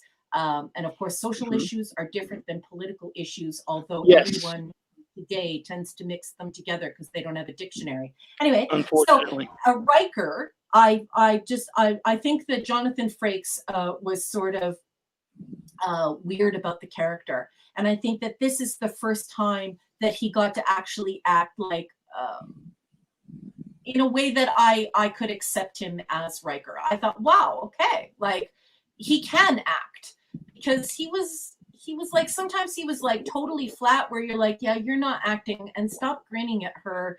Like, we can tell this was right after a blooper. And then, oh my goodness, can you please put your bulging eyes back in your head? This was right in between. This was the Goldilocks region for him, and it helped to define the character going forward. So bravo to him here. He did a great job, great writing, and fantastic performance. His first fantastic performance, in my opinion. it really was, and it was a spooky episode in some ways as well. Really, Yeah. like someone said, the dark one there, like someone had said. So yeah, it was. I hadn't seen that one in a long time. It's been a while. That's a great one though, But, and good job by him. Think of and Smart Steve will probably relate to this. The reason why this resonates with me, of course, is because, you know, we used to have sanitariums, and we don't have sanitariums anymore. And then and if you're from my generation, you are familiar with One Flew Over the Cuckoo's Nest. So this is an incredibly important episode, because this is taking that entire idea, that whole concept of what society was going through, asking itself if it was ethical to put people into sanitariums, and then put it into this society that the Federation is going to encounter. So it blew me away. I thought it was super brave. And like you said, Frakes finally brings it home. This is his Babe Ruth moment, and there's no looking back from here. Excellent, and a fun, creepy, spooky episode as well. Really, yeah, very well done. Trippy, in a sense, someone might say. And if I say it, just smack them. Well, my number 4, again, low hanging fruit. These are the kinds that are always make these top lists, but I can't help it. It's a Wonderful Picard, or it's really called Tapestry. Okay. Yeah, the It's a Wonderful Life of Star Trek. You know, we all know Picard is at death's door. He gets shot, right? And I'm sure you're familiar with the episode. And he's dying, and who comes along to show, basically at death's door. I love the beginning of it when, because congratulations, Mon Capitan, you're dead. And he's basically says, this is, his hell is to be with Q. It isn't really, but Q is just so fun in this one. Yeah. And he says, because if there's a hell for Picard, it's to have to spend it with Q for the rest of eternity. And I guess I love this one so much because I love stories about regret and the things we regret so much. I happen to be the champion of regret, and you have to learn how to deal with it and move on. Regret's part of being alive, part of being human, and wishing you could go back and do something. I mean, who hasn't said, I wish I could go back and do this. I wish I can go back and do that. Well, that's what fiction is for. And one of my all-time favorite films is It's a Wonderful Life. And they just decide, hey, well, let's do this. Let's have let's have Q show Picard what would happen if he had played it safe, if he had been just more of a kind of a more like he is. How many people say, I wish I knew then what I knew now? Yeah. Well, Picard got to live it, and we saw what became of him later in the episode. So, well, you've all seen this one. I don't have to go too far into it. I think it's a really wonderful episode, and I love it. Yeah. So, let's see here. I think it's such a great choice that it's my number 3. Oh no! My goodness, are we at 3? Are we at 3? Yeah, we are at 3. Go for it. We're at 3. That's nice. We got close to a tie. Mark C. Sanitariums were unethical. That's how they were run. We still had them. Yeah. I totally agree. And the thing is that Canada doesn't escape this either. So many of our homeless people here are people with mental health issues. It's time and time again, every time we do a study here of it, we find out that overwhelmingly everyone who is living out on the street has massive health problems. They're not just lazy people who won't get a job. So yeah, I agree with you, Mark. Now that we've rehabilitated sanitariums and people don't get shock therapy, and you can't just have some involuntary lobotomy and frontal lobotomy, and people have rights. I still think that they are definitely important places for people to go and get the help they need. So, but I do think that we definitely needed that reckoning in our society, where you just couldn't send away whomever you wanted, right? Indeed. Well said, Mark, little buddy. Yeah, this I like what Doug says here about Tapestry, and one of the quotes from it. I was just trying to imagine a hell-bent for leather young officer insulting a Nautican twice his size. I wish I had a chance to know that, Jean-Luc Picard. Yeah. And as you've go on. Well, you go on. Let me not stop you. You are on number 3 here, so go for it. Yeah. I wrote a little storyline, but I think everybody knows the storyline for this one. This is season 6, episode 15. It's from February 13th, 1993. This is Les Landau, who I love. And this is a huge one for me because I do the Pegasus Actual podcast with the Phantom Menace author, Stephen Walton, and nice. Dr. SD, and the Supreme Heretic. And we talk about Battlestar Galactica. So this one is Gene Roddenberry and Ronald D. Moore.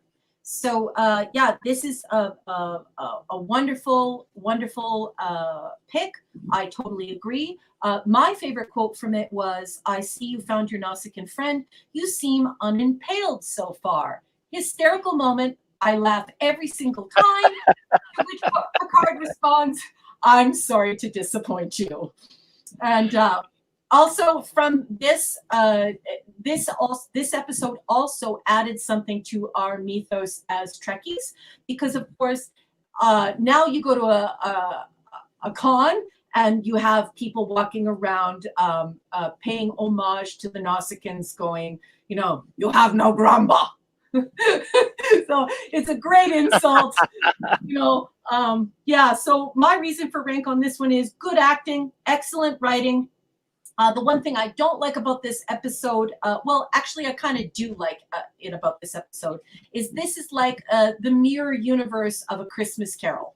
So we take the Christmas Carol, we've got this cerebral and philosophical take on A Christmas Carol, and of course Q is the ghost who is haunting him rather than these three different ghosts asking him, what he did with his life. So very good acting, excellent writing, and although borrowed from A Christmas Carol, the fact that it's the mirror universe Christmas Carol is awesome to me, and I just love this episode. I could go on all night with the banter betwixt Picard and Q here. It's just savage. I mean, he's just savage. It's just great.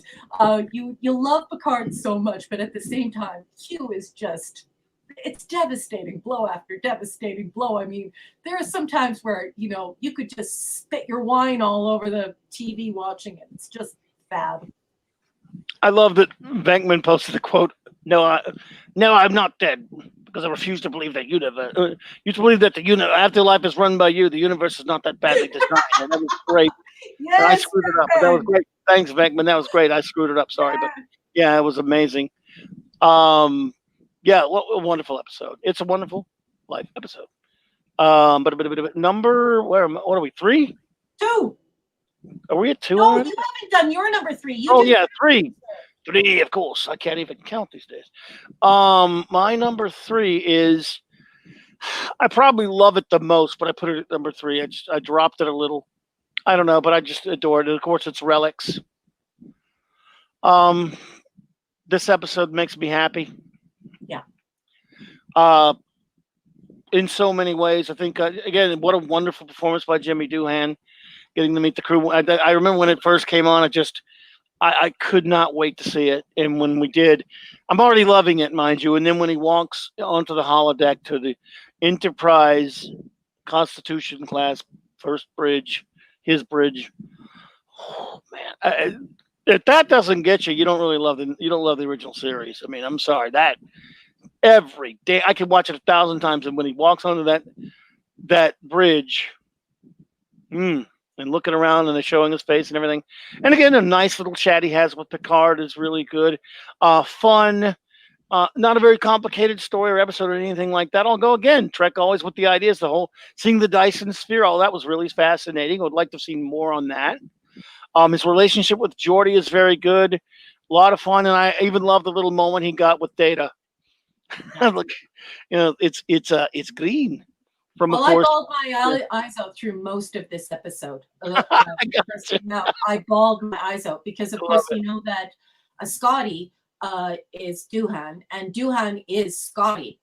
He wasn't really acting. I mean, not to detract from Doohan, because I think he's a wonderful actor and he has a wonderful sense of comedic timing, and he is just a gentleman and just a sweetheart. I mean, I never got a chance to meet him. He's one of the few people from Star Trek that I didn't get to meet, and I would love to just smooch his whole face. What a sweet teddy bear, and he's a riot and a half. Could you imagine boozing with this guy? He's a sweetheart, and I had the exact same feeling you had. See, our mythos, our wonderful Star Trek, our Gene Roddenberry Trek had not been defiled at this point. So when he comes onto his own bridge, on the original bridge, and you have that moment, it was such a great respectful homage, and it sort of brought the two things together, and all was right in the universe, and it was just such a beautiful moment. What a great choice.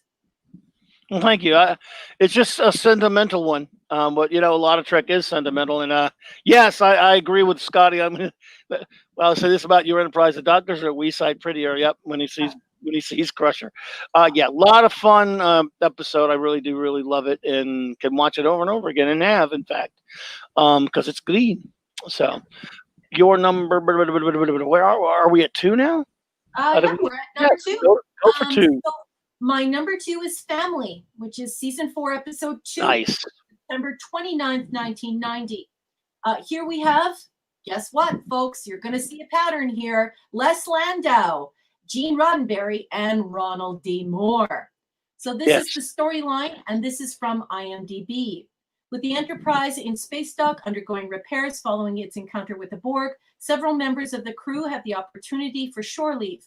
Picard returns to his home in La Verre, France, to visit his older brother, Robert, sister-in-law, Marie, and nephew, René. He hasn't been home in 20 years and has always had a difficult relationship with his brother. Robert considers Jean-Luc a know-it-all. Jean-Luc considers Robert a bully. They fight and make up. Meanwhile, let's change shift the dial here. Meanwhile, Worf, who this episode was actually written for, welcomes his adoptive parents. Worf is slightly ashamed of them and himself, and this is, of course, under the weight of his quote-unquote dishonor on the Klingon homeworld. They catch up and bond, and all is well, and he comes to grips with his own identity, which is just marvelous, especially because he was adopted. So it's an incredibly good and responsible and excellent storyline. And then we have Wesley Crusher receiving a holographic recording made by his dead father. So here, we have Jeremy Kemp stealing the show. This is a story that resonates. Family is hard. And there are a couple of things that I would like to say about this episode as well. Many people don't like this episode because they show that Picard is French. I would just like everyone at home to take some time to go and research that on the internet, because Patrick Stewart was not Gene Roddenberry's choice. In fact, he went in front of Gene Roddenberry, I think between 5 and 7 times, and every single time Gene said no. So Gene had somebody else in mind for this part, not a British bald man. He also was sort of cheesed off because, remember, the only reason why we were getting rid of Bill is because Bill wanted to pass off the baton, and fans were saying we needed a young captain. Well, there's only, I think, 7 years difference between Patrick Stewart and Bill. So a lot of people cried foul on that and didn't like that. And there was some controversy there. So I would just like that to be known. A lot of people think that the big flaw in The Next Generation is that Picard is French and yet he's a British man. And then they use this to totally make fun of our mythos.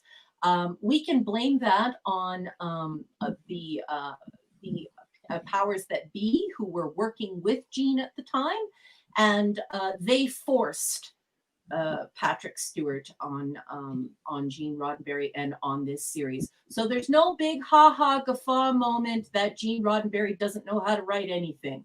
It was written for a completely different character. In fact, it was a very specific character. It's that heavy-set guy. Well, he's heavy-set. Yaphet Kotto. Yeah. Yeah, Yaphet Kotto.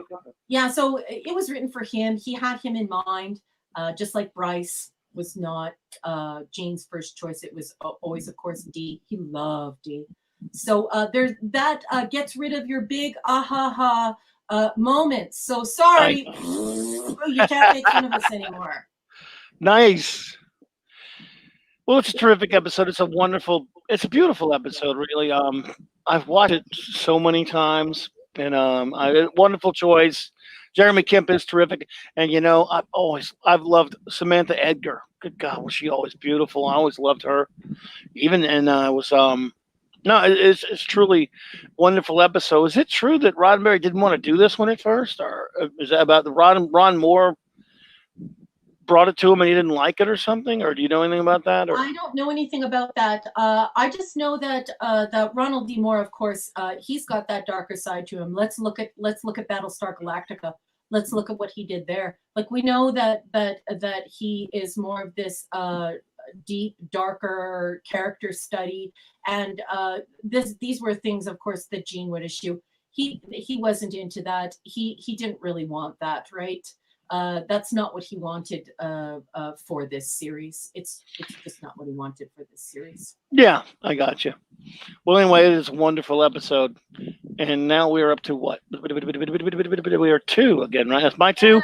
Well, we don't have to spend too much time on it because you have already had on a Measure of a Man. Um, God, it's just, I can't tell you how many times I've watched this one. And this from the second season, which many have kind of picked on a little bit, deservedly so. It's not a great season, I guess, but they had some great episodes. This would be one of them. And well, yeah, no, I have to go too far. You covered it nicely. Wonderful, wonderful episode, and some amazing performances. Yeah, I thought so too. Now look, we can get your number one favorite episode of Star Trek: The Next Generation. Okay, I don't normally do this because I kind of choose things not because the crowd chooses them, but because I actually find them cerebral and compelling and well wrought. Right. But my number one is The Inner Light.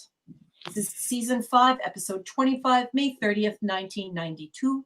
We have the Lauritsen, and we have Roddenberry and Gendel. So this is from IMDb, folks. When the Enterprise encounters an unknown buoy or satellite, Picard falls unconscious on the bridge. He awakens in a village where he is married, but is also something of a village eccentric. I don't really agree with that characterization, but we'll keep going. Who thinks he's a spaceship captain named Picard. His wife, Eileen, tries to soothe him, and his good friend does not judge him. He lives a full life. He has children and grows old. The planet, Catan, he is dying, a long and permanent drought. On board the Enterprise, the crew does its best to revive their capitaine. So no spoilers here. This is a no-brainer. This won a Hugo Award. It's won so many different awards. It was marvelously written. It's beautiful. It is absolutely beautiful. And I didn't really want to choose this one because I'm angry with Patrick Stewart because I think that this Picard thing that he has done is pure vanity. I also think that he said some terrible things that aren't true about Gene Roddenberry, and that he's tried to make things personal and tried to make things look like it was Gene's fault. Like, how many actors do you know that come on set and the first thing they say is like, you're being cruel to the fish. I don't want to wear that uniform. Oh, you want me to wear that uniform? I'm going to go to my chiropractor and tell my chiropractor to give me a note that I don't have to wear this uniform. So I'm angry with Patrick Stewart for the things that he has said and the way that he has portrayed things. He didn't even like his character. He's always wanted it to be more like the Marvel comic universe, even before he knew how to articulate that. So it's disappointing. However, I have to give credit where credit is due, and I'm not choosing it because it's the popular one. It's because it is well wrought. This is great television, people.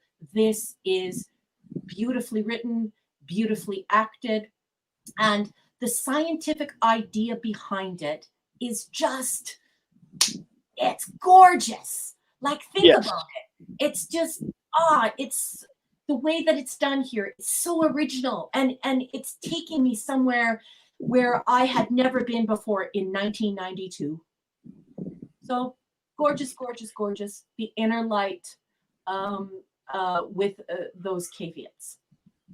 Well, it's a wonderful choice. And look, I'm totally with you about the stuff about Stewart. It makes me absolutely ill. What he has done, what he's done, not only the things he said about Roddenberry and other things, it's bad enough, but to dump all over the fans by doing this to this character that is beloved to so many people, but for vanity, it's just disgusting. I know it's been talked about a lot, and we don't have to go that far onto it, but it does bother me. And look, I've heard Gary Doomcock and a lot of people say that they can't watch, and you have said it, that it's tougher to go back and watch now. And I Yeah. totally get that. I don't have that problem because I can just go, it's not the real Trek universe.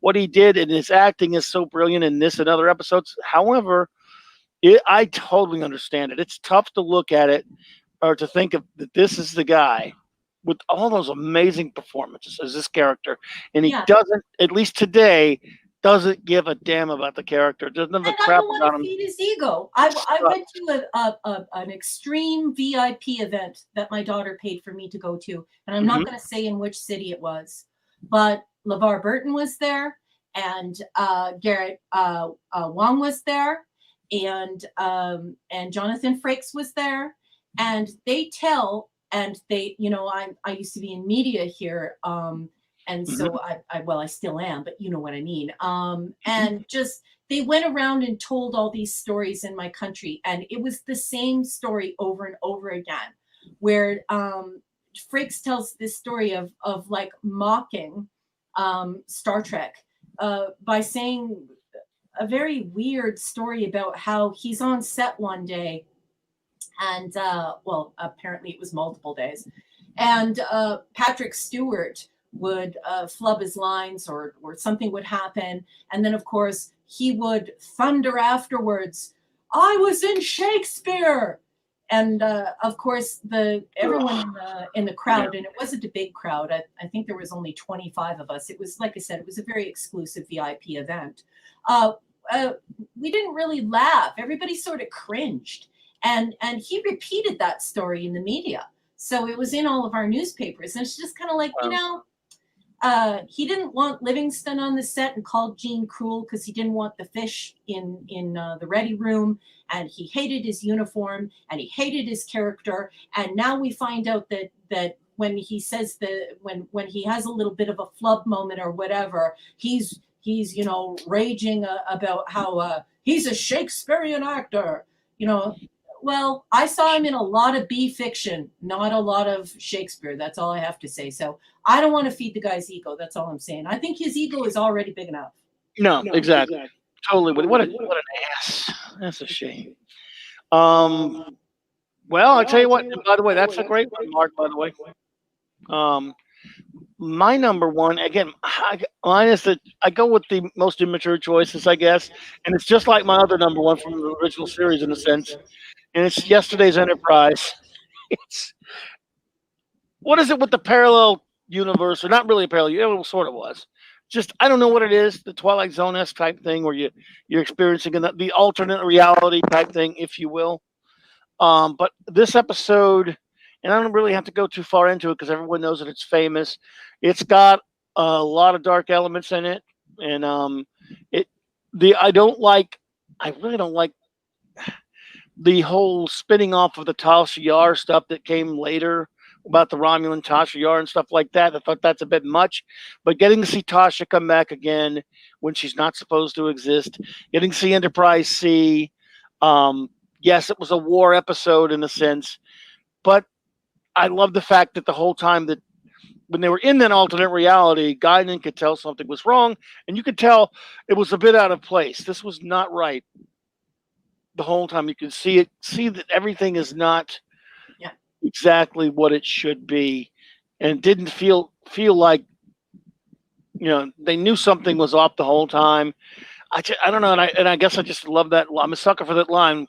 We'll make sure that history never forgets the name Enterprise. Yeah. And so I don't know what it is. And is it really my number one favorite? I don't know. It's something about it. It may not be. You could interchange it with a couple others, but I love it. And I always have. It's weird. I know it's a weird episode.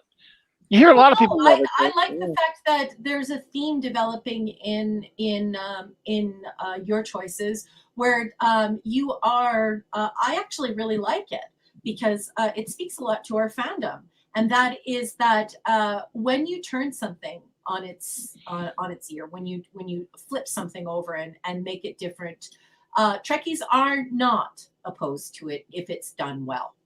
And we will be open to it, and we do like the playfulness, and we do like to imagine what could have been.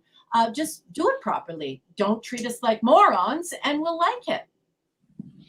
Well, yeah, and that said, this uniform here on the Enterprise C always felt kind of weird. I always wished it had these. I've seen it Photoshop these the close to the Rathacon looking uniforms, but with the color scheme of the old original series. Yeah. All red just kind of aggravated me. I don't know, but again, that's a side issue, a side geek issue from Trek. There. No, JD actually, Lewis. that's actually a good issue to get into, because that is not a cheap suit. I've had that Rathacon priced, and yikes. It's a lot of money to have that one done properly. Wow. I do love Hollow Pursuits. That came close to the list there. Zathras. You must be a Babylon 5 fan. Well done, JD Lewis. As far from a classic episode, but the Big Goodbye is a fun one. Yeah, no, there are a lot of fun ones there. Look, Dio Berg, yes, Guinan. It's an Earth ring. Oh, that was the first one with the prune juice, was it? Yeah. Warriors ring. Oh, was it? Okay, I thought that was in never mind. Anyway, well, we've handled the next generation. We've got over that hurdle. Are you up to continue to the next series? Are you game? Yeah. And you brought up Babylon 5. So obviously, if we're going to bring up Babylon 5, we got to talk about DS9. My God. I didn't even think about that. Yeah, thanks, Zathras. Well, I mean, we're talking about the, he is. Dwight Schultz is brilliant. We might hear about him later. Babylon 5, great show. And he was on that too, by the way. Yeah. God, I love that show.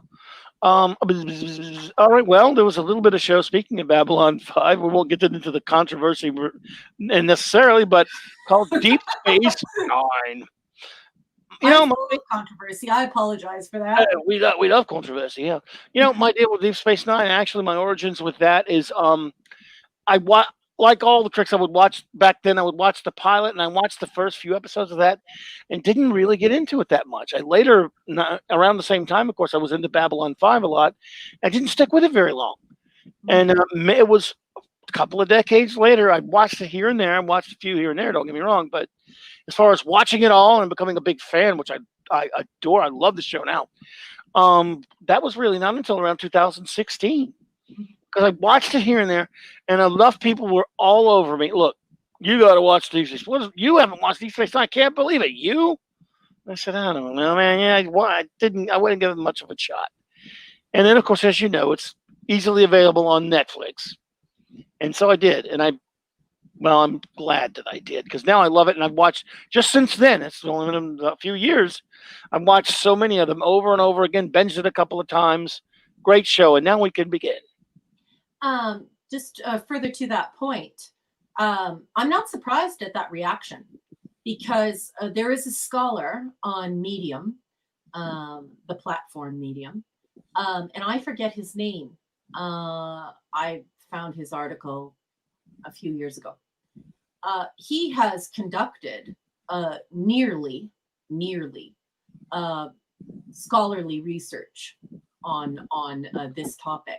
And when I say nearly is he did his best to make sure he addressed the controlled and uncontrolled variables and did proper research. And what he found is, this is like, I don't know, a couple of years ago, maybe 5 years ago, you'd have to go look, is that overwhelmingly amongst all Star Trek fans, DS9 is the one that people name that they love the most. Really? Wow. Shocking for me as well, because of course it's a rapid departure. Yeah.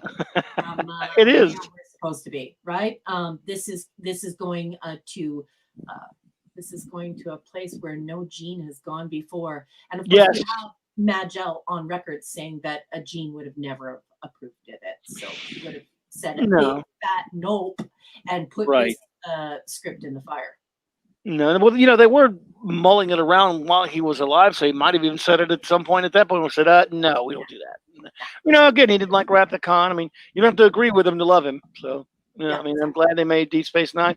And would he have later, if he'd been around, watched it and at least liked it in any of it? I don't know. It's hard. How can you tell? But bless him anyway. But you know, in his defense, if we're going to go there just for and just have that little deviation for a second, Sure.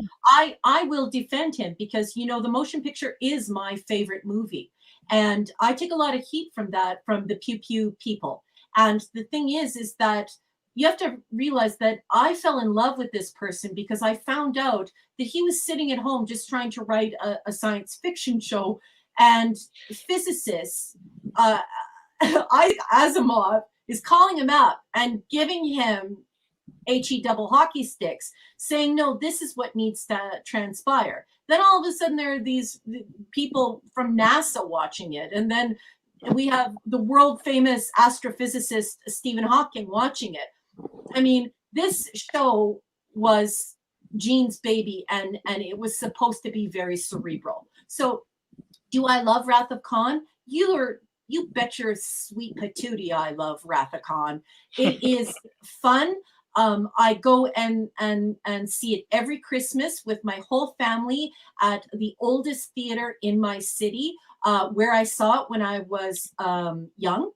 And I eat popcorn, and I literally say the entire script verbatim from beginning to end and make my entire family insane. So I love Wrath of Khan, but if you're going to ask me about what's going on in the head of this person who has to, you know, deal with people like Stephen Hawking and Isaac Asimov and people from NASA going, that's not the way that happens. You have to understand where he's coming from. This isn't just about creating a great movie. This is also about moving this idea forward, about transforming the way we see science and the way we see ourselves. So that's my defense. I love it. Well, I love the motion picture. You got plenty of us do, by the way. Yeah, like the first time you see Enterprise in space dock, do you have any idea how I felt in the theater as a kid? Well, I wasn't that much of a kid, but you know, I was a teenager, a fresh teenager. And I was like, oh my God, this is incredible, right? Oh no, not the motion picture. That was Wrath of Khan. No, for the motion picture, when I first saw it, I was very young. Yeah. So I completely lost my SHIT. I was like, I cannot believe that this is happening right now. Like I was in awe of it. Like thinking of a space dock, like making a space dock for a spaceship. This is unbelievable, guys. This is incredible. Well, I love it. It's great stuff. I echoed for a second. You want to get an argument? I thought you said, I missed the first part of it when you said you were talking about the motion picture, weren't you? Yeah. Yeah. Okay, because I got confused there for a second because I had a dropout, and then you started talking about the film. Did I drop out? No, I did. Oh, okay. I mean, I think the StreamYard probably did, but yeah, you know, I'm embarrassed to admit this, but I fell in love with Star Trek because of the motion picture. Because I didn't get it as much. I'm a lot older than you, but I didn't get it as much as a kid. So I'd seen it, and on the back of the comic books at the time were the ads for Star Trek: The Motion Picture, and then there was the Marvel Super Special comic book adaptation of it. And I'd seen a little bit of Trek, but not as enough. And when it started showing, when I went to the theater to see it, and I tore that comic to pieces, loving it so much, and wore it out. And I loved the movie. And then, of course, they started showing the episodes. We had an old ass VCR, and the rest is Trek history. Yeah. So anyway, well, let's do DS9. Shall we? Let's do Babylon 5. We can do that too. Well, DS9 is Babylon 5. We know that Gene would have wanted to be moving through space, not being on a space station, but I digress, especially because they came out the same year and ended the same year, and I think they pretty much had the same amount of episodes, although I'd have to check that. All right, number 5, because I'm digressing too much, and I apologize to the chat. No problem. Trials and Tribulations, Season 5, Episode 6, November 4th, 1996. We have Jonathan West. We have Ronald D. Moore.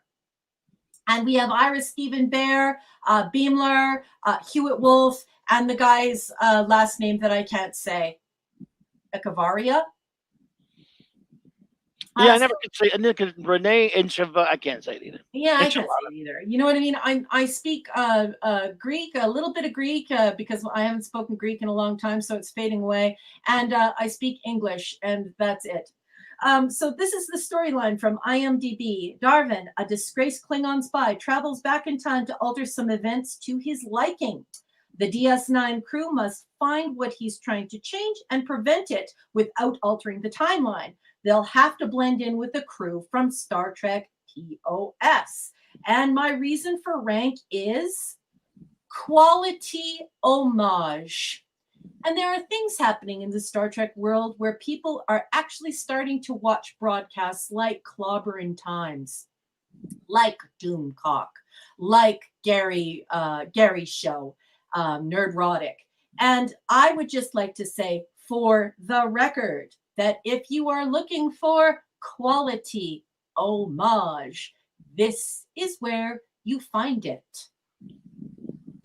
That's all I'm going to say on that matter. Well, we could be talking about that one again.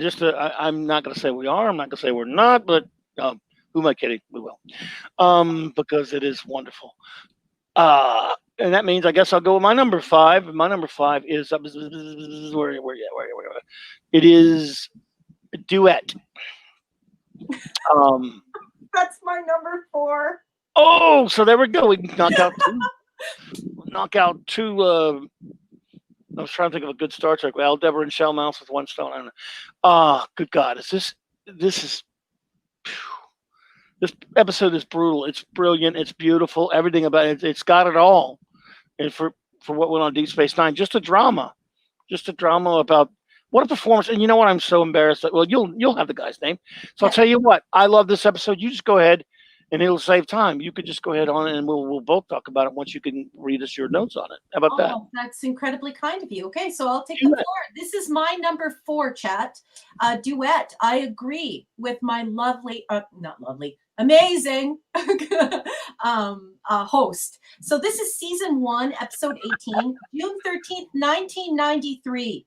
We have Conway, and the writers here are Lisa Rich and Janine Kerrigan-Fauci.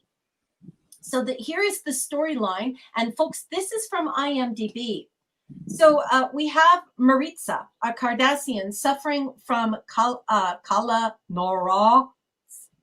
You know, he's got a Cardassian disease, guys. Halidorov syndrome or something like that. Yeah.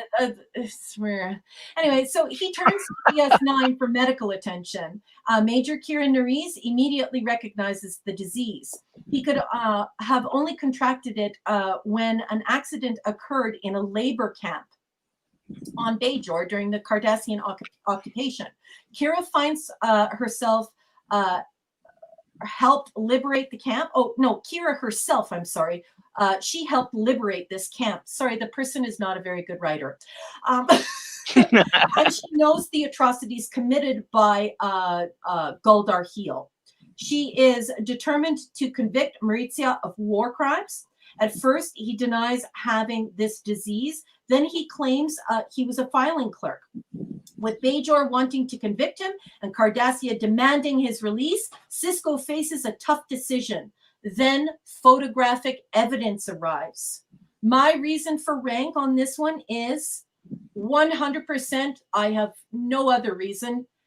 Harris Yulin is not only an actor herein, nor is he a character. You don't look at him and think, oh, that's a character. And you don't think at him and look, oh, that's an actor. Here, he is Guldar Heel. This person is Guldar Heel for the whole show, to the point where it gave me goosebumps. What a performance. My God. I have goosebumps just talking about it right now. This is an incredible night of television. Brilliantly written and brilliantly acted, especially by him.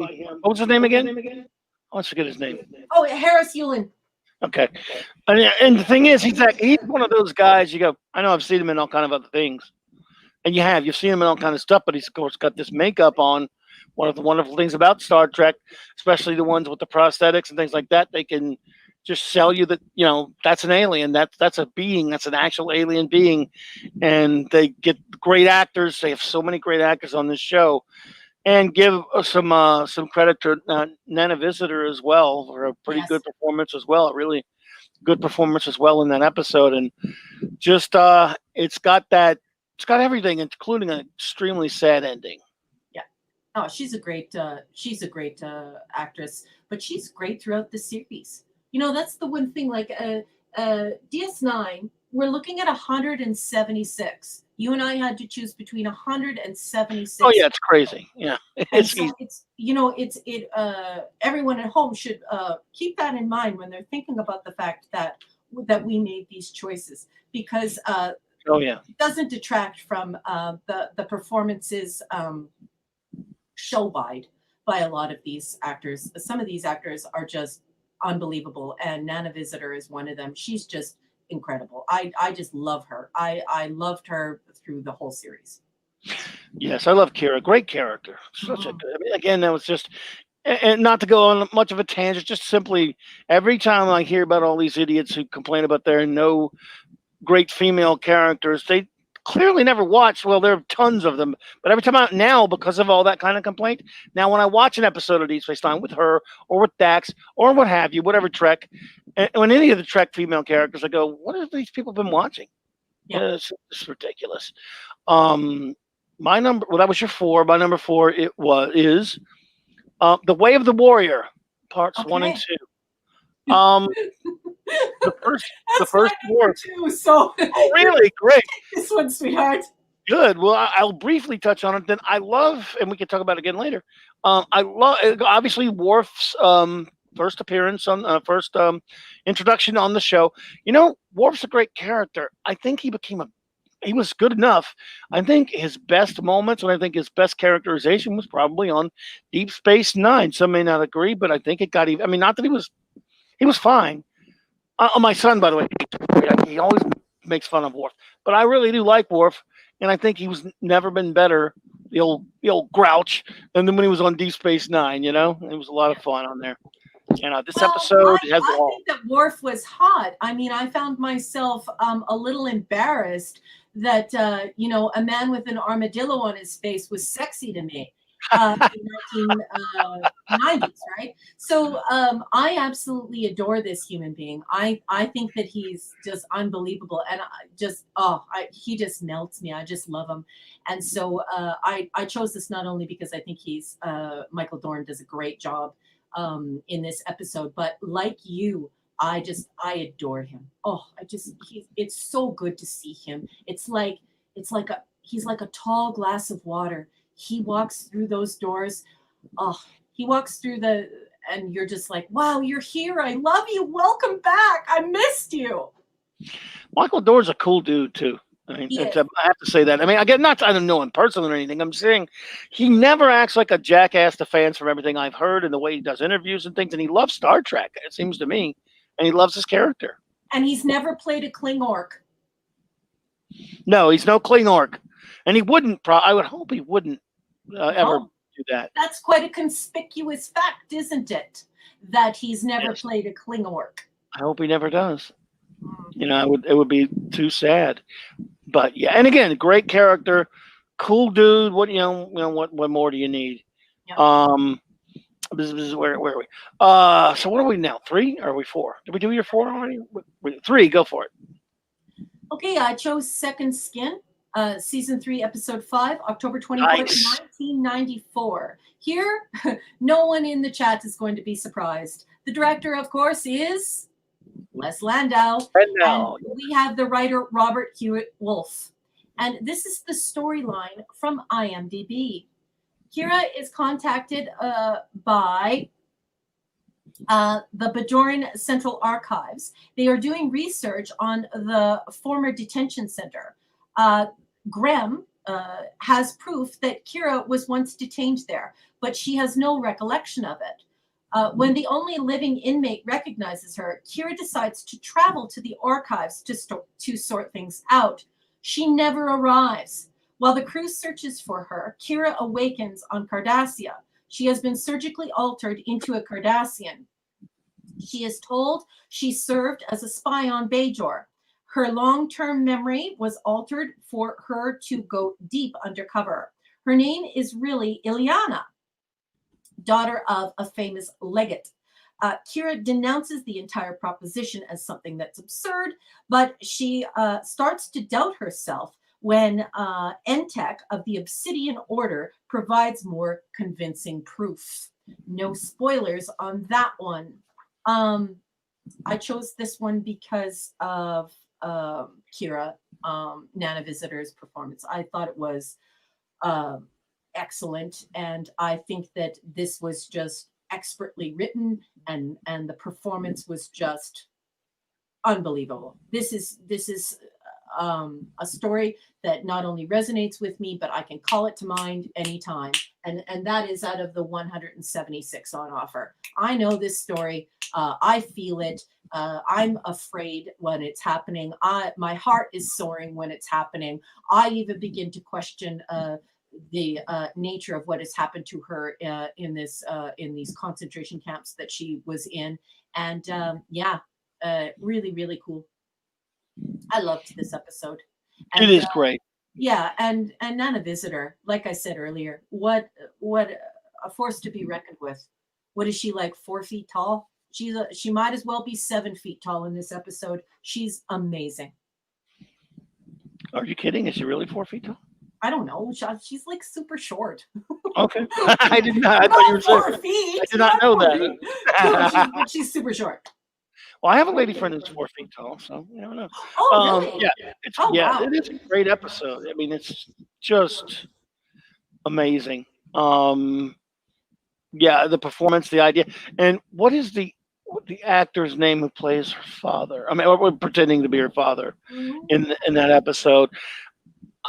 Someone you've seen in a lot of. Oh God, I can't remember his name, but anyway, you've seen him in a bunch of stuff, and he comes back in an episode. His name, I know his name too. That's okay. We can get it later, but let me grab that for you while he you does talk. come back though.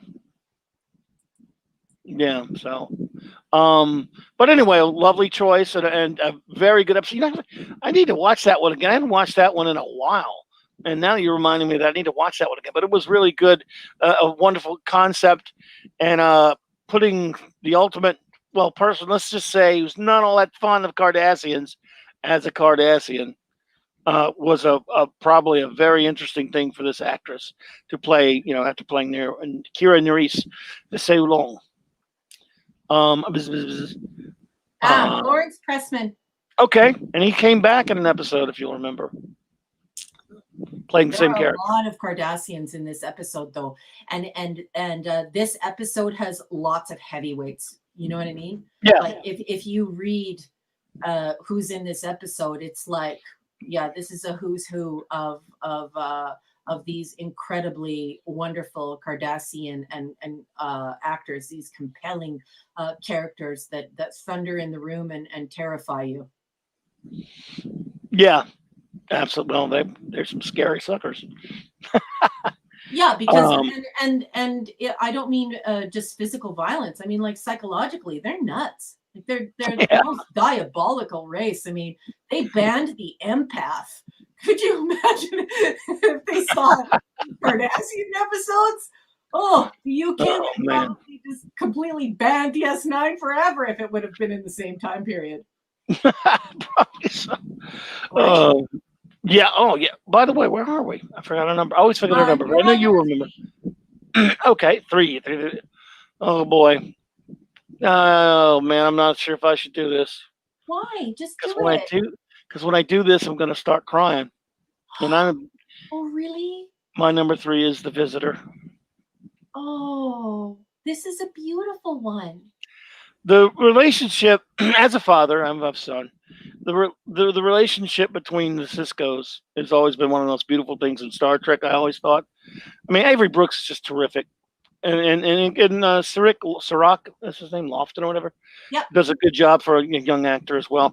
And the relationship between Benjamin Sisko and his son Jake has always been wonderful. And this episode right here, just gets me every time.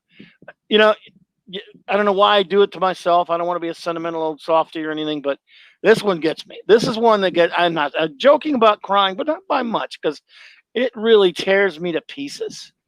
And for those who not familiar with this one, well, uh, an accident with a warp core, and because they're dealing with some kind of spatial phenomenon, if you can forgive me because I'm just piecing it together, um, causes Cisco to phase in and out of time and space at at intervals over the course of time, and in this it creates, I guess you could have to say, it creates alternate reality, right?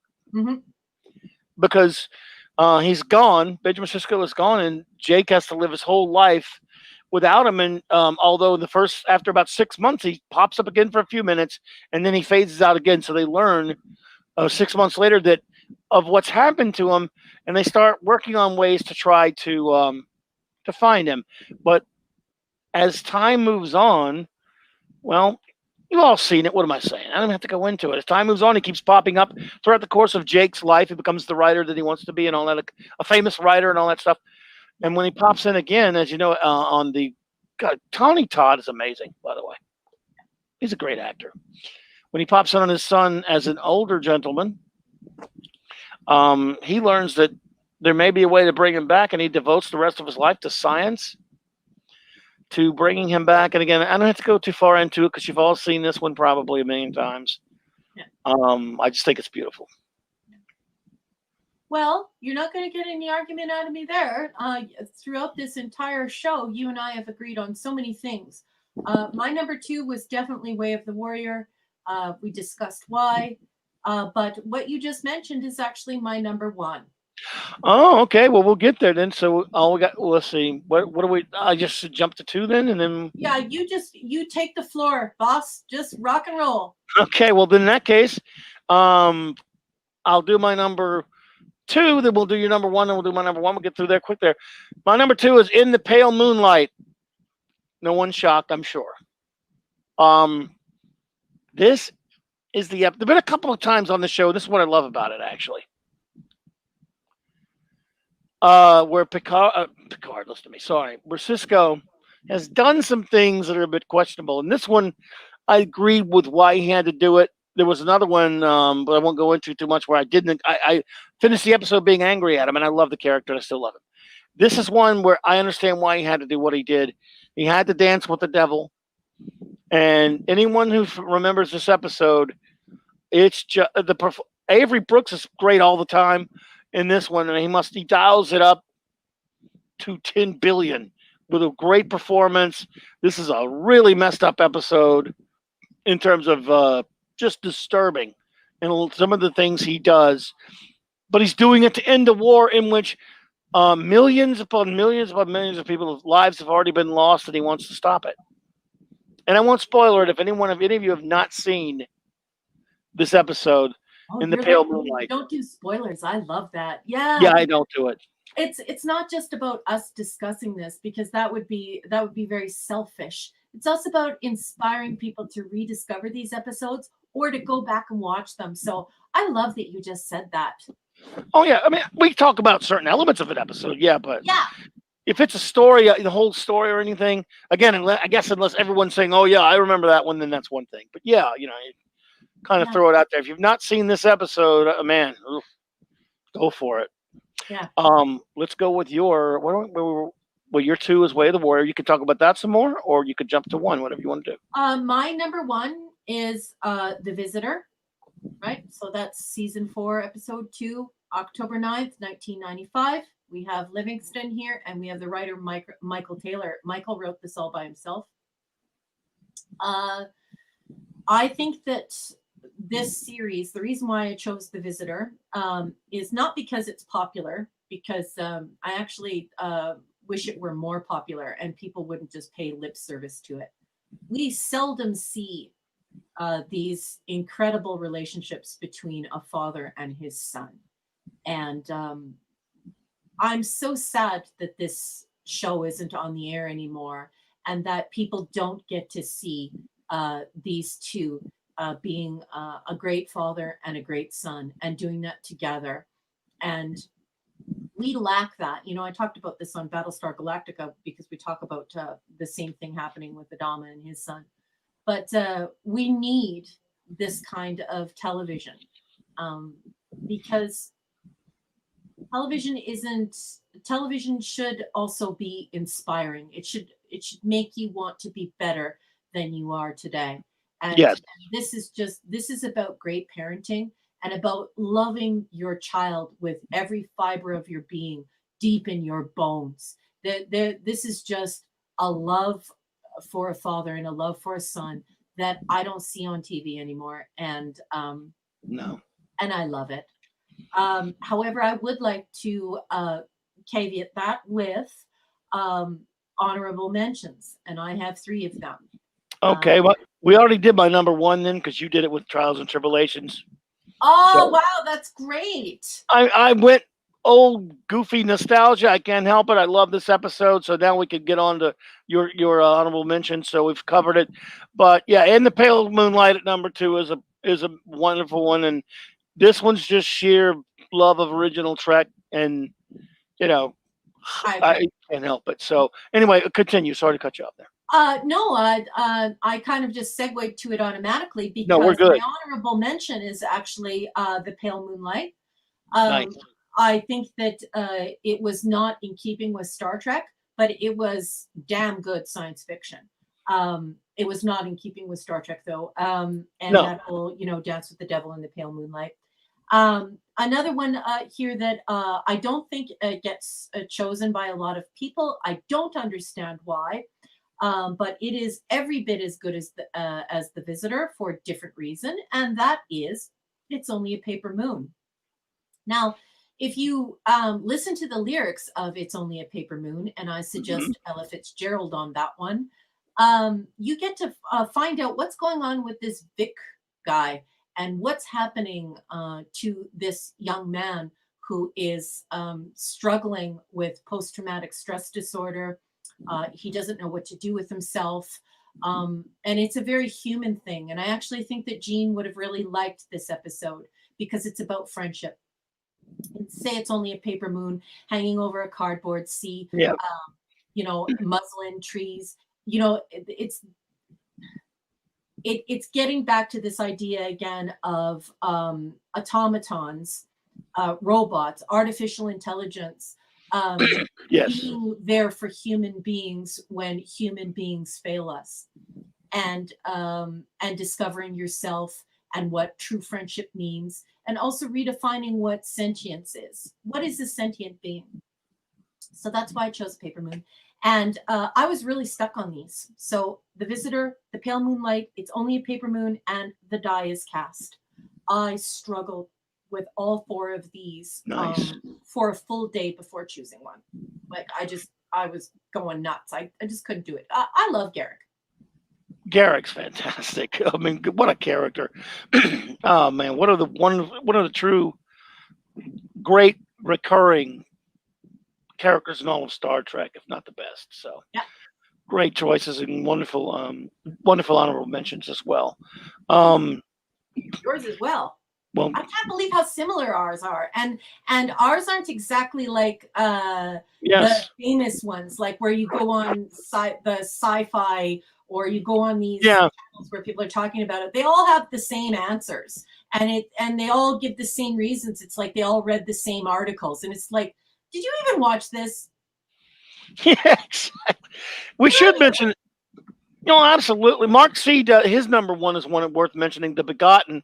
That's one you don't hear a lot from. It was really, really great though. And I said The Begotten it's his number 1. It's the only Trek to bring me to tears. The baby challenging the baby changeling. Sorry, I'm trying to go too fast. But giving Odo his abilities back, an amazing acting performance by Rene Auberjonois. Yeah. Who was a great actor, and Odo was amazing. So that's a good choice, buddy. I completely agree. That was an incredibly compelling episode. It's so hard though, guys. 176. Oh yeah. It's not easy to choose, but wow, what a great choice, Mark. Well, look, 25 is pain. When we did our TOS way back, anytime we do 25 on anything, when my friend Flash and I do it, I'm always like, damn it, it killed me to leave this one off or that one off, or but Yeah. what are you gonna do? That's the fun of it too. That's part of the Yeah. fun. And I should probably say, for on your behalf and my behalf, if I could be so bold, that these are our Sure. choices today. But should I Yeah. watch again next year, when I forgive Patrick Stewart and I go back to watching 670 hours of Star Trek every year, Sure. and I were to redo this, I may do something else, because you know what? I'm a different person every year. I have different things. I'm a different age. I'm experiencing different things. So Yes. we're not beholden to these choices. We might redo this in a completely different way, in a different space and time. Well, you evolve, Yeah, and you have hopefully. evolved. And I've devolved because I forgot to put the right banner up. Ticker going on. So, but no, we do change so much. I don't know how you don't. And yes, that I could have. I've my list of just the 25, the first time that I did it with Trek, and then the second time many years later. Yeah, I fiddled with it a little bit, and it went on a little bit so here and there. So, and other lists I've done like that. Um, Now on Star Trek Voyager, Mhm. a full confession here. It's another one that I waited a long time to really start, and I had watched it, and just a couple of years back. And again, this is partially again because of how horrible things called Star Trek are now. What has happened to Star Trek is so damn depressing. A lot of it made me go back and give some things chances that I was a little hard headed about, because I know, shocker that I'm hard headed, and I decided, I watched Voyager here and there. I was never super, super kind to it, but I went back and benched it all a couple of years back, and I do like it. I don't like it nearly as much as any of the other series, but again, you know what? I'm that weirdo that loves Enterprise more than most people, so I totally get that wonderful lady that used to tweet on time, that got chased off of Twitter, and won't say her name or anything like that, that we both know of, who's a real sweet young lady. That's her love for Voyager is truly inspiring to me. She's a Oh, I wonderful know the person. person you're talking about, and she's a Yes, little doll. I love her. I love her. Just She's such a left, sweet though. girl. She's just on pause, because Oh, I good. hope she comes back, because I sure do we're too. What a massive. sweetheart. Yeah. Total sweetheart. And her love for Voyager is absolutely inspiring to me. It's And she, also what you first get exposed to, though, right? yeah, Because we have to you have to look at what this is. This is a very young person, and she has yes, terrific taste. And so, if you're a hardcore Trekkie and you're Gen X and you're older Gen X, so you're at the top end of it or whatever, you watched the original series with your parents, and then you went through the whole thing. Well, everyone here knows that you don't have to be mean. You could just be real, and you could be kind, and you can say, this is where Star Trek stopped appealing to people like Isaac Asimov and Stephen Hawking and people who work at NASA. And it started more appealing to people who like science fantasy. So this is like a fantasy opera. It's a little bit further away from what Gene would have wanted. That doesn't mean that it's necessarily bad, but now you're starting to hear gobbledygook um, in place of science that we were hoping to achieve, right?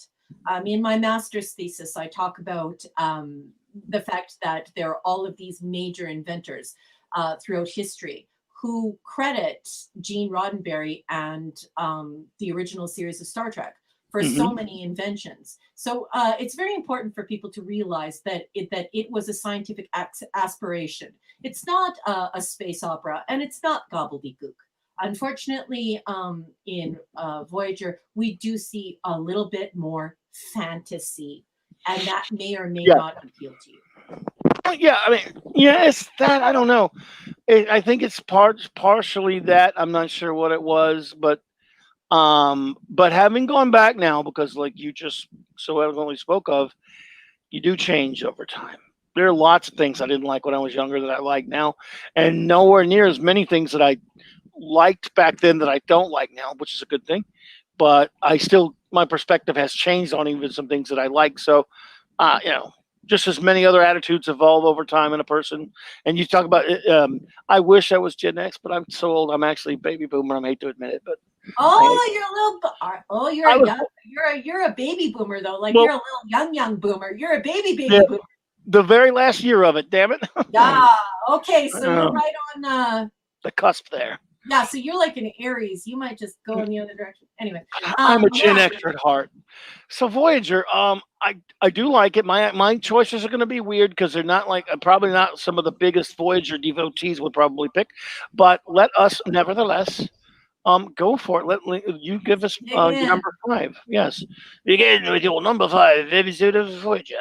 Well, I'm not going to cheat because I'm going to say, as somebody who teaches writing and somebody who is a writer herself, it's not fair to take a two-parter and judge it against a one-parter. Because when you have two parts, you have the opportunity to flesh out a story in a way that you can't normally.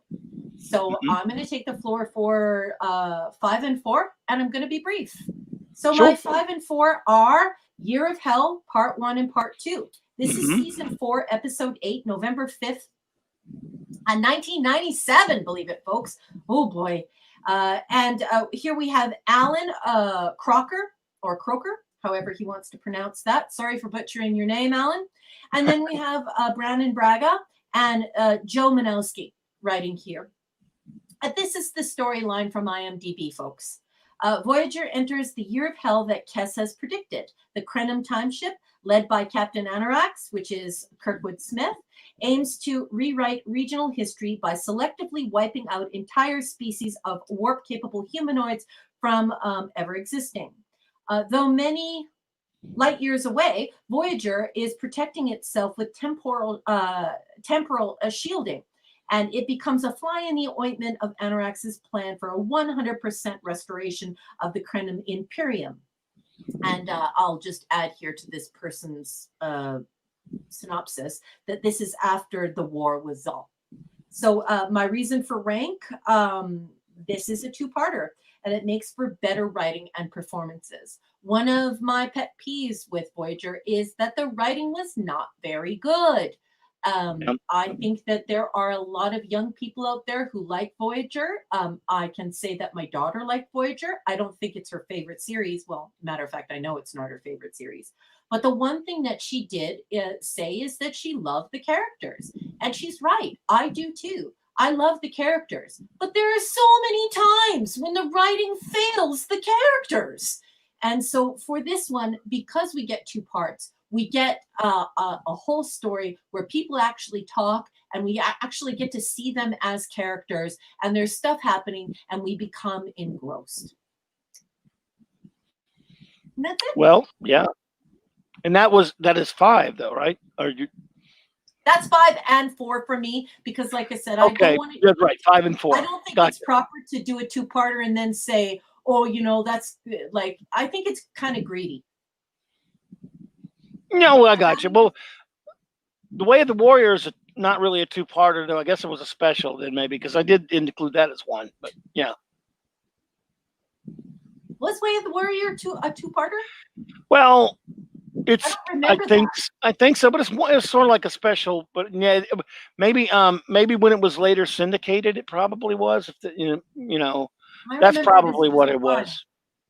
But it could be. Well, Netflix separated them, but yeah, it's one. That's definitely one story. Yeah. So yeah. So what are your 5 and 4, sir? Let's see. 5s and 4s. Yeah, my 5 is Lifeline. Now here's the pattern with me. With my favorite characters is the holographic Doctor.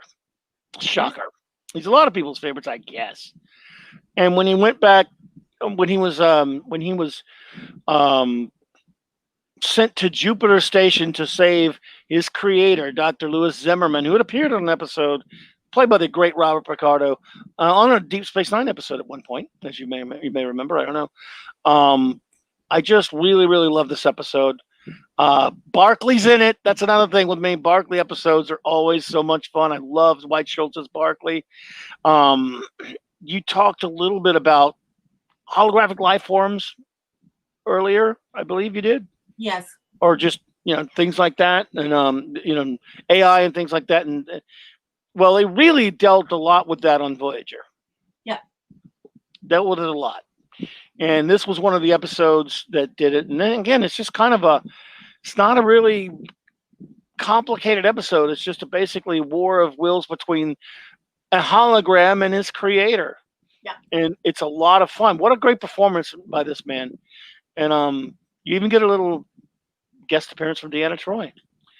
And Dwight Schultz as Barkley. So I guess I just like it because it's kind of just a fun episode, really great character stuff. And one of the things they did well sometimes on Voyager, especially with dealing with the holographic doctor, is characterization with Yes. him. Because I do totally agree with you about the writing of these characters so often on that show. Maybe that's why I had a lot of problems with getting into the characters as much. Even early episodes of The Next Generation, I had a lot of problem with the writing in terms of characterization. I am not a writer. I just always wanted to be one and have written a lot, just haven't published anything. And so I'm a writer at heart, and I think a lot about characterization when it comes to whether I'm reading or watching. And I will give them a lot of credit on something like this. They do a wonderful job writing the characters of this episode. Yeah, I totally agree, and I think that this is a fabulous choice. I think this is a great Thank you. choice. Thank you. And for your exact reasons that you've articulated. And I was planning on saying it as you were saying it. So it's just preaching to the choir here. What a lovely way to feature this marvelous actor and finally allow him to shine. I wish they would have done this with all of the characters. Yes. This gentleman is beloved. Robert Picardo is beloved by Trekkies, old and young. And the reason being is because he was afforded these opportunities to really do something with this imaginary space that he had created to marvelous results. Look at the results. Yeah, no, he's amazing. And what is it about holograms, by the way? Because there's a British show that I think is brilliant that I love very much called Red Dwarf, and it was before they had a holographic character before Voyager did, and named Rimmer, played by the brilliant Chris Barry, and he was again a hologram of a dead person though, and he was one of the greatest characters I've ever seen in anything. So I don't know, somehow write a hologram and boom. I'll jump to 4 and do it really quickly since you've done 5 and 4. And then here we go again. Pattern, broken record, but the Doctor again in A Message in a Bottle. 2 holograms in this one. What's the year on this one? Oh, I think it was in maybe the 5th or 6th seasons. You can see Starfleet had already had their those uniforms that we later in the seasons. It's people. This is what we're talking about. This is what we're complaining about. This is why we watch Doomcock. This is why we do these streams. Do you see how this person who loves Star Trek and is such a great and wonderful and knowledgeable fan, he now is glued to this person. He's glued to this imaginary being because the writing was allowed to happen. Just let it happen. Indeed. Stop being stupid and just let it happen. Oh yeah. I'm gonna go for this one. Is just a fun episode. Again, I'm that way. Sometimes the fluff, the fun, will be enough for me. If you could, obviously the heavy stuff. We've been through a lot of heavy episodes tonight. This one was, again, a similar situation in Lifeline where the Doctor was transmitted to an exploratory vessel. Yeah. Excuse me. I'm an idiot. And a Starfleet vessel that was an experimental vessel. I'm sorry. Yeah. The USS. Oh, good God. Scary amounts of technology are on this. And this is a warship. She's a predator. This is outside of the regular Starfleet purview. This is like the Defiant on steroids. Yeah, and I forget the damn name of the ship, damn me. But it'll come back to me. That's okay. Keep going. Anyway, so not much to say about this, and he gets transmitted, and he ends up on this ship. I forget why, to be honest. I'm sorry, but and it runs afoul of a bunch of Romulans. This is obviously somewhere around the time when the Romulans were still angry at us during the Dominion War, I suppose. And he enlists the aid of that ship's. I beg your pardon. Please excuse me. Could we EMH? please put Zathras. Zathras? Yeah. Prometheus. There we go. Thank you, bud. Yes. Can you talk like Zathras? Zathras not understand, but Zathras do. I love Zathras was a good character, by the way, on Babylon 5. Thank you, buddy. Appreciate it. Oh, that's Prometheus. where that name is from. Ah, Yes. I've never seen it in print. I Yeah, knew there you go. Babylon 5. Zathras, the old man who was on Babylon 4 when he first sees Sinclair and says, "You're not the one." Anyway, sorry. Yeah, but that's not available here. So I've had like a hell of a time trying to watch that show. Anyway, thank you so much, Zathras. Thank you, Zathras.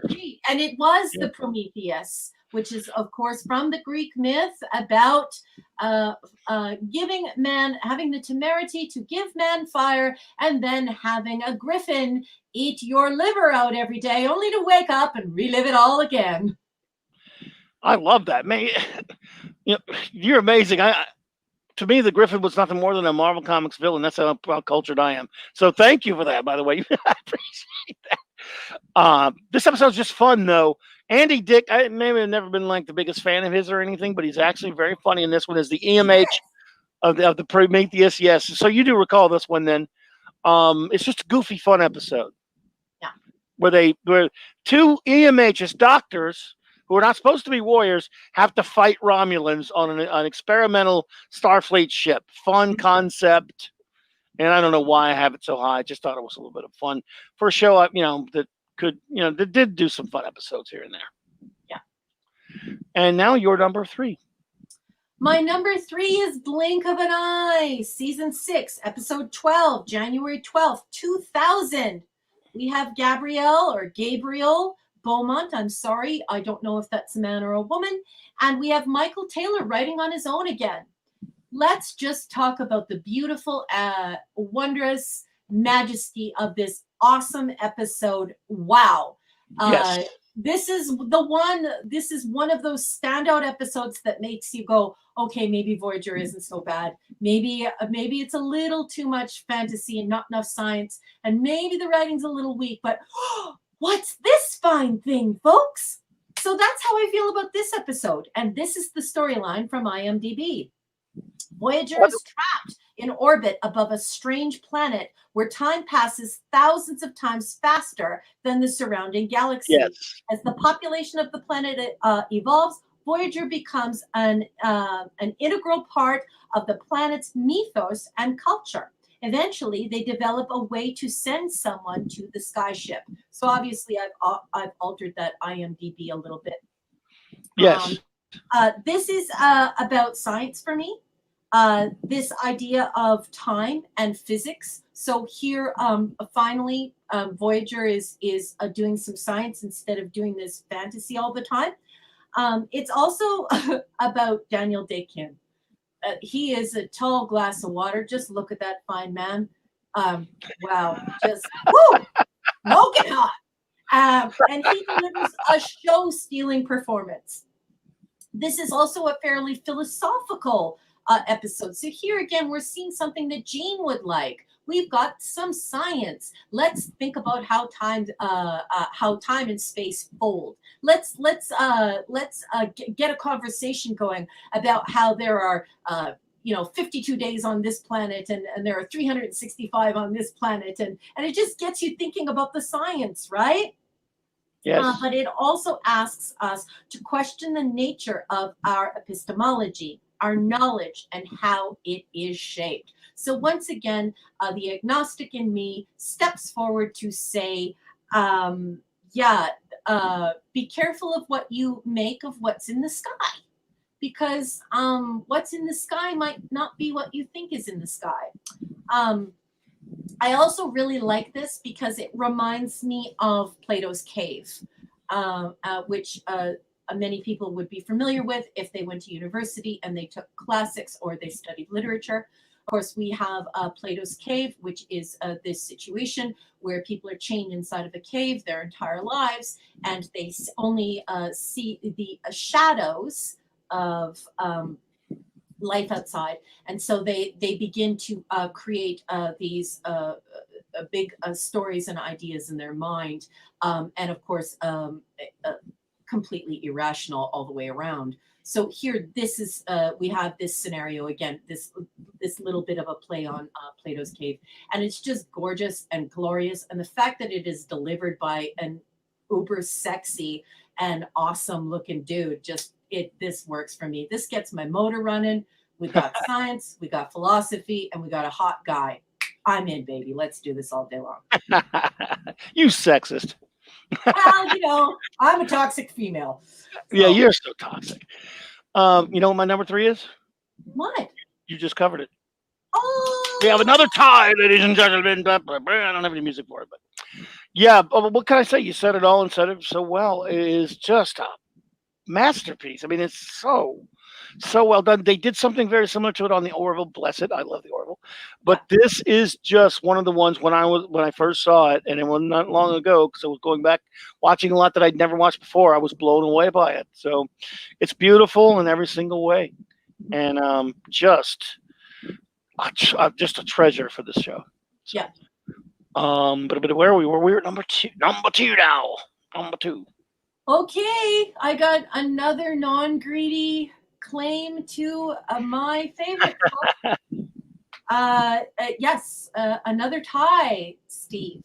Thank you so much. So my number 2 and my number 1, this is not even close, guys.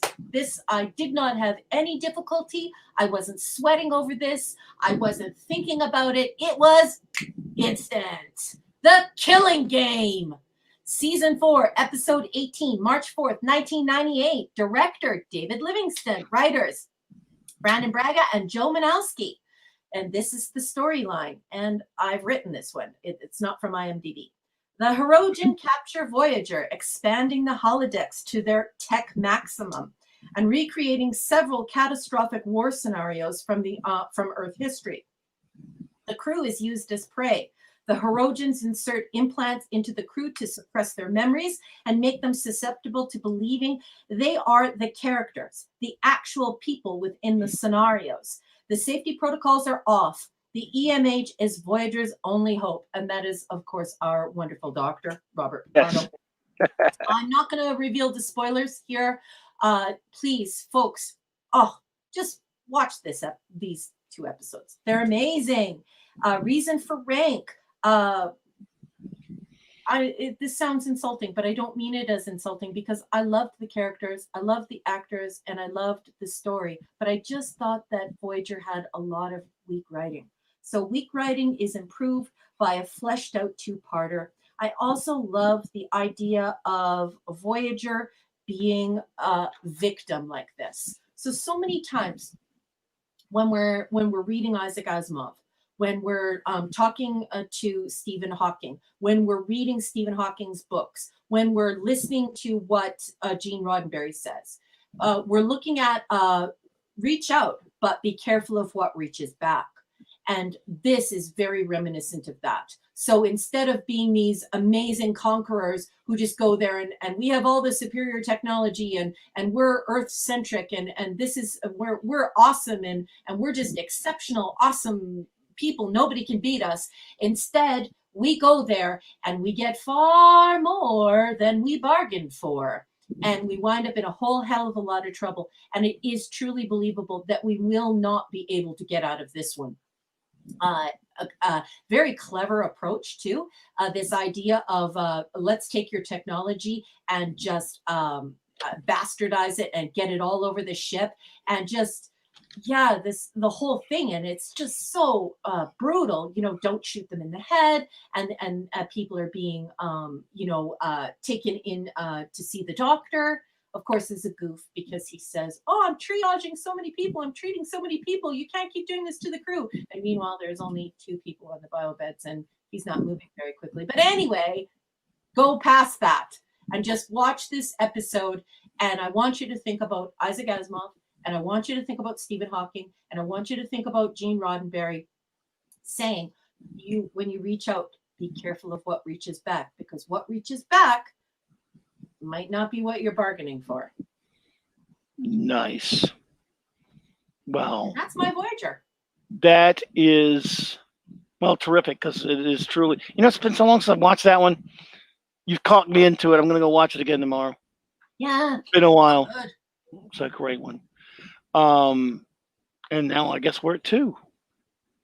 So You need to do your 2 and your 1. Oops. yeah. Oh, you did 2 and that was your 2 and 1. Yeah, that was my 2 and 1 because Oh, I did not realize. Yeah, hot on my laptop. I should just close my I laptop gotcha. in front of my That's computer. cool. But yeah, that's a 2-parter. And like I said, like I don't think it's fair to be like, well, if I think that if you're going to criticize the writing of a show, that you can't just, which I do. I'm very guilty of criticizing the writing of this show. I just didn't want to be greedy and be like, oh, pick a 2-parter.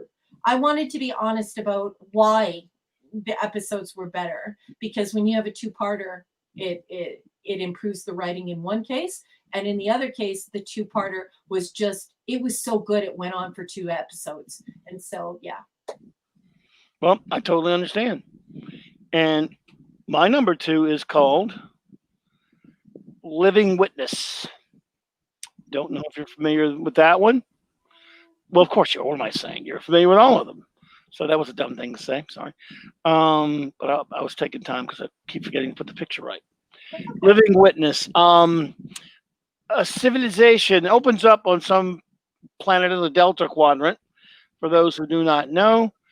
And this scientist standing here behind the great Robert Picardo discovers the doctor's holographic program that had been apparently, I don't know how many, like 700 years or something crazy like that.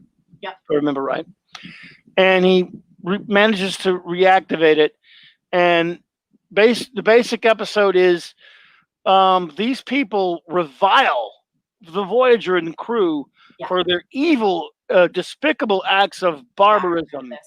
Yeah. And a bunch he of gets all monsters. upset. He's like, they weren't evil. Why are you doing this? Why are you saying this? Exactly. This is not true. What's fun about this episode is that that's a pretty serious matter, and yet it really is pretty funny too, because you get to see, well, again, Trek's great with ideas. You get to see how history can be distorted over eons. I mean, we're still very young, and we're technologically infants right now as humans. Well, this is about a technology that has been technologically advanced for hundreds and hundreds of years, so we can't really relate to that much.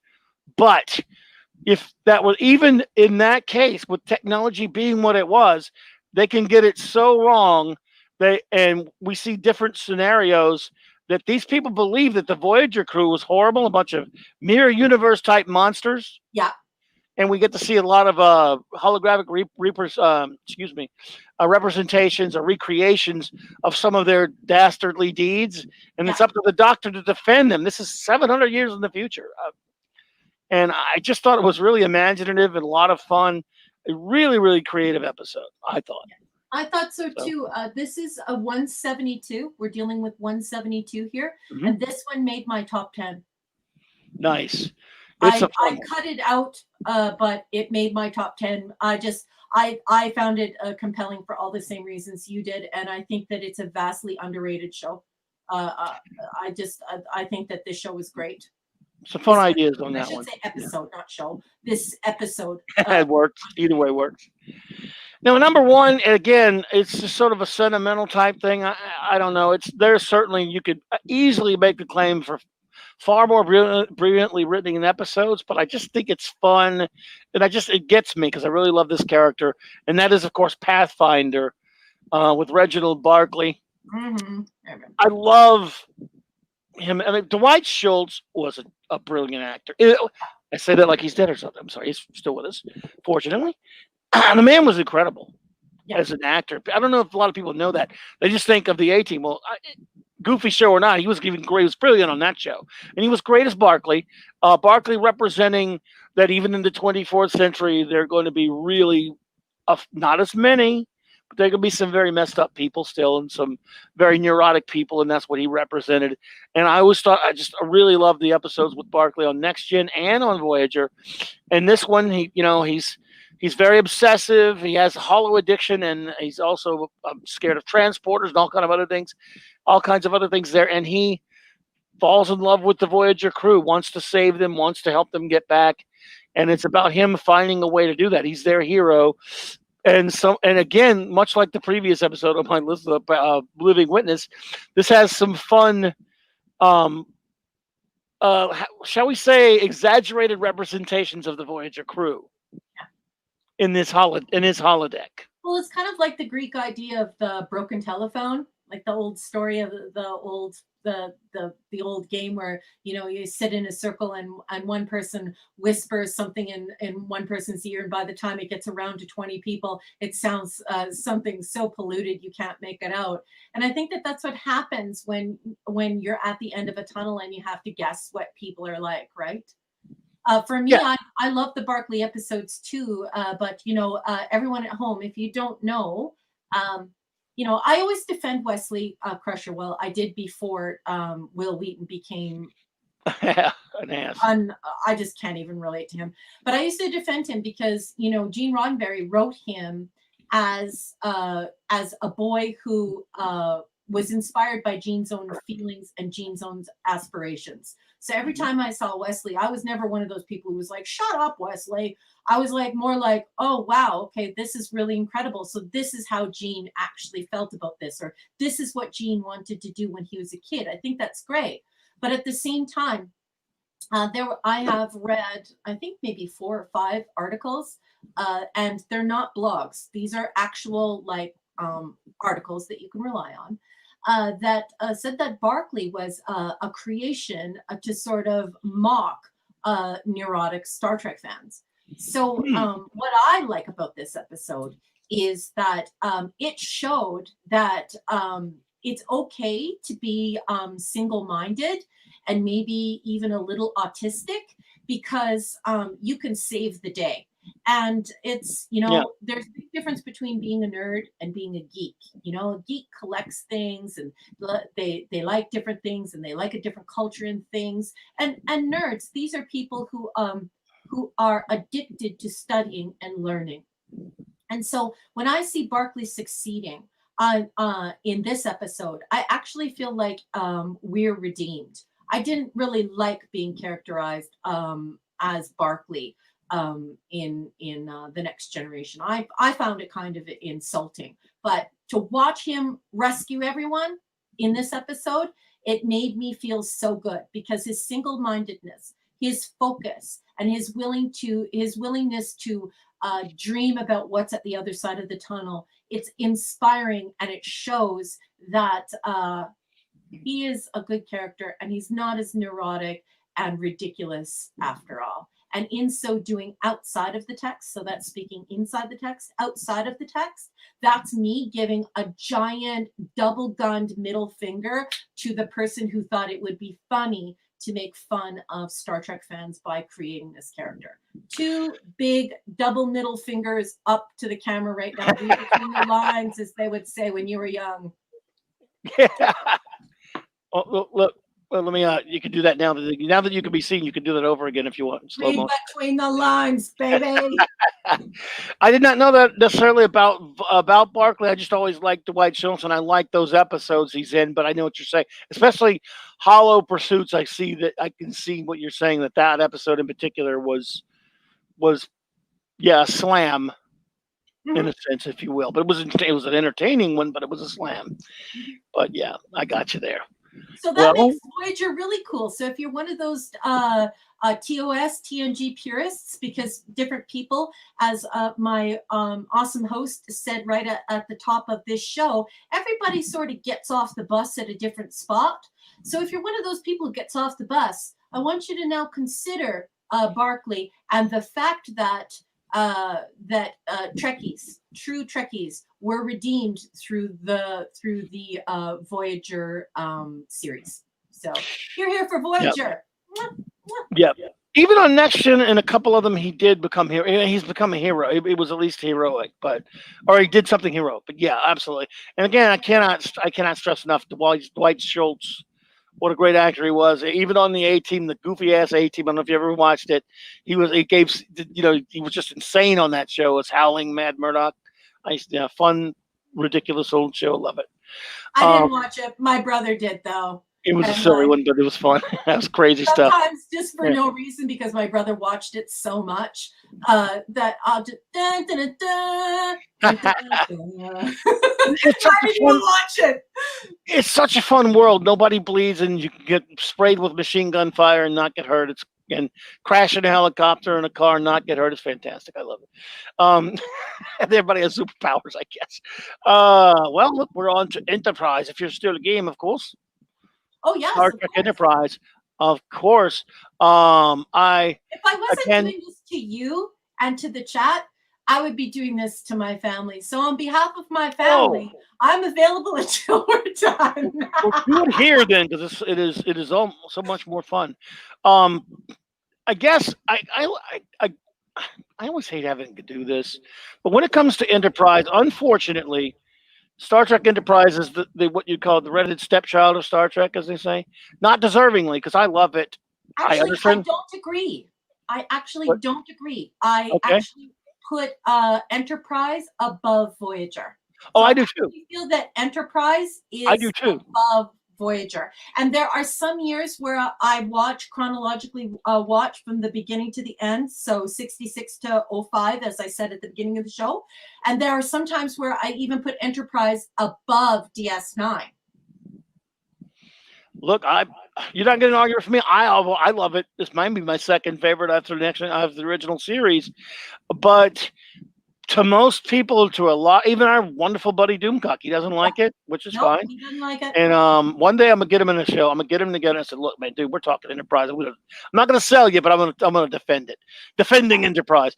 But I love it. Look, and incidentally, multiple things can be true at the same time. I can agree with a lot of the criticisms people make, and still love the show because I love these characters. I There's some feel great the exact same episodes. way. Just It's that great. exactly what you just said is perfecto. It is Which one? exactly what I would say. That is exactly how I would articulate that.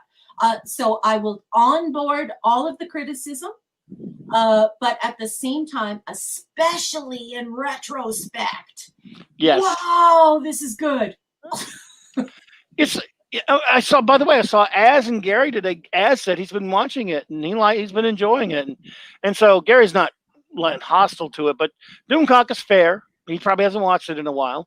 But again, and look, no one has to agree with us. They don't have to like it. No, I'm joking around, but I love it, and I will. I mean, again, but it's always you always have to go in seemingly apologetically. I really like Enterprise, and people like to beat up on the theme song. I don't even mind that anymore. But people will trash it and just and go after it. And for years online, I've had to try to defend it. And I thought, at least with all the horrible crap called Trek now that it's not, you think people would give it a break, and a few people have, but it still gets ragged on by some. And the thing is, too, one thing that I do love about Dictor so much, like the person behind the Doomcock character, and the reason why I consider him a friend, is because I have actually never met anybody in my life who I could play Star Trek trivia with. And I mean like actual Star Trek trivia made by actual Star Trek people. I even yes, tried to play with my stepdad, and my stepdad is like, yeah, I can't play this game. It's too hard. And the first time I heard Doomcock talking about TOS, and then I spent a couple of times on his stream, I was yelling out answers that I knew nobody else was going to answer, and yeah. Doomcock knew the answer immediately. Oh, he's So good. I immediately went to my Twitter, and I was like, oh my God, I just met the most wonderful man. This man knows the same amount about TOS as I do.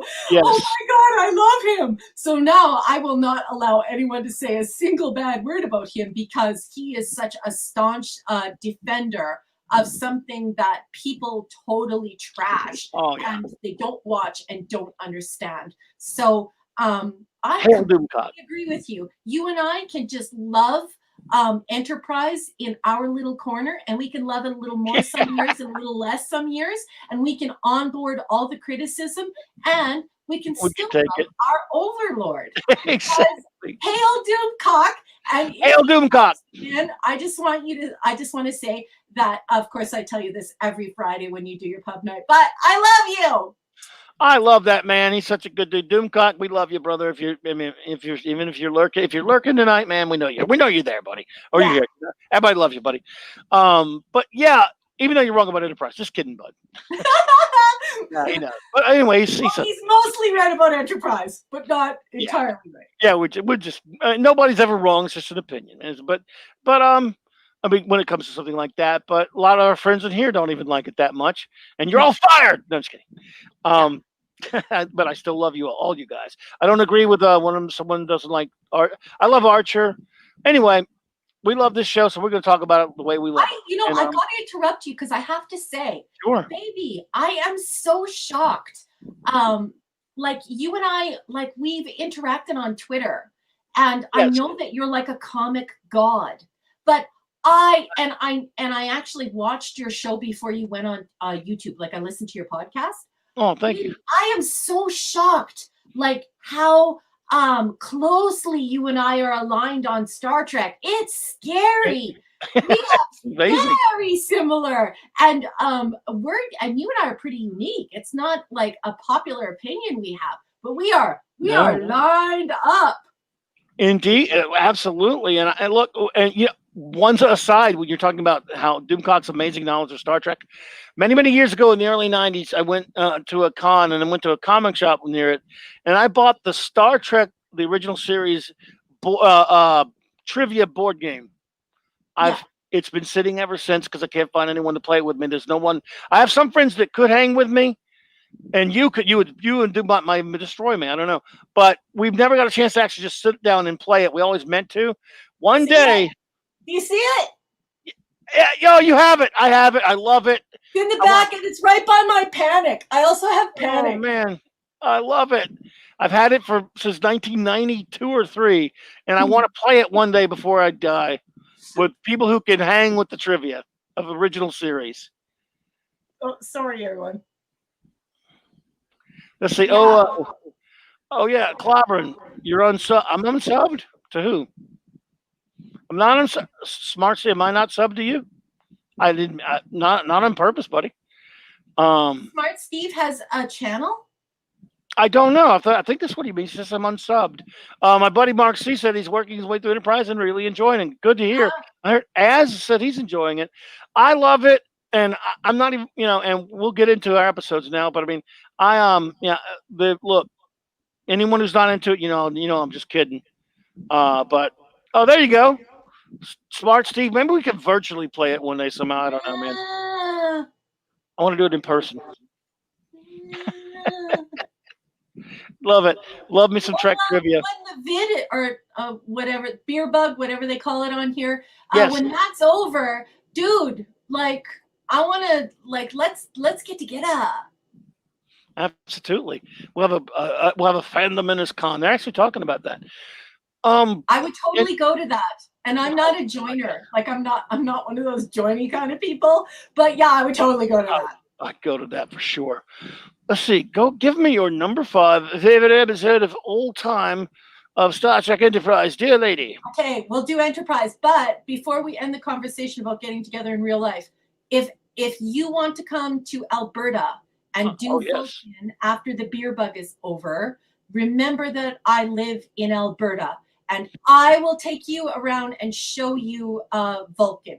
If you would like to come and see, I would love that. Absolutely. Leonard Nimoy's hometown. He blessed it. It is his. Really?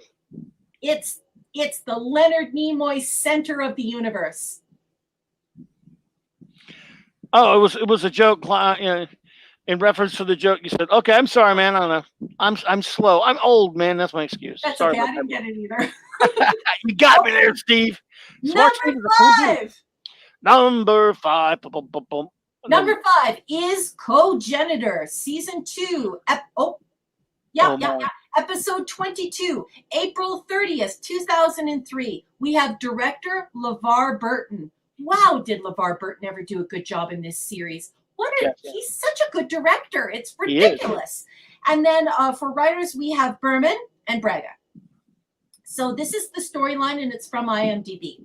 So Enterprise encounters a hypergiant star. While there, they make first contact with the Visians, a technologically sophisticated race with 3 genders. While making quick friends and eagerly learning their advanced technologies, Trip gets curious about the Visians third gender known as the cogenitor, who is crucial in the Vissian reproductive process.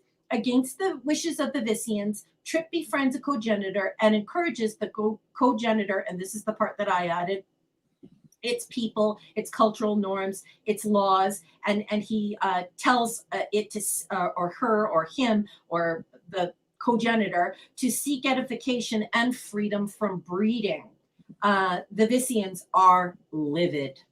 I thought that this was an incredibly provocative episode, and it is, well, at least my reading of it as a scholar, is this idea of surrogacy and surrogate parenting. And it's also about how we treat surrogates and how we view them in society. And so I just thought that this was amazing, especially being a mom myself. Like, I could never imagine just having a baby and then giving it to someone. It's crazy. And the detachment of it is on maximum in this society. And so it's just, yeah, I think it's incredible that that women are willing to do that for other women. I think that that is absolutely amazing. But I am neither brave enough nor strong enough. I don't have the courage to do something like that. But you know, for somebody who's had cancer and they go in a newspaper and they meet someone and that person says, I'll have a baby for you. That's just, wow. Yeah. Yeah. Amazing.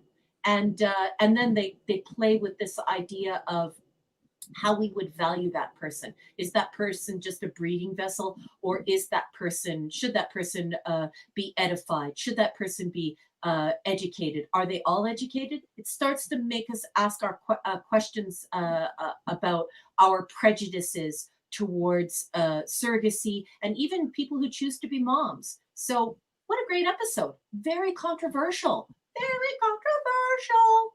Oh yeah. You know, I'm so mad at myself for not it barely missing my list, because you know what? This episode, because it would, oh God, I'm an idiot for the ones I put on because it should be there. And the reason I say that is because it stuck with me for like when I saw it when it first aired, because I watched all these when they first aired.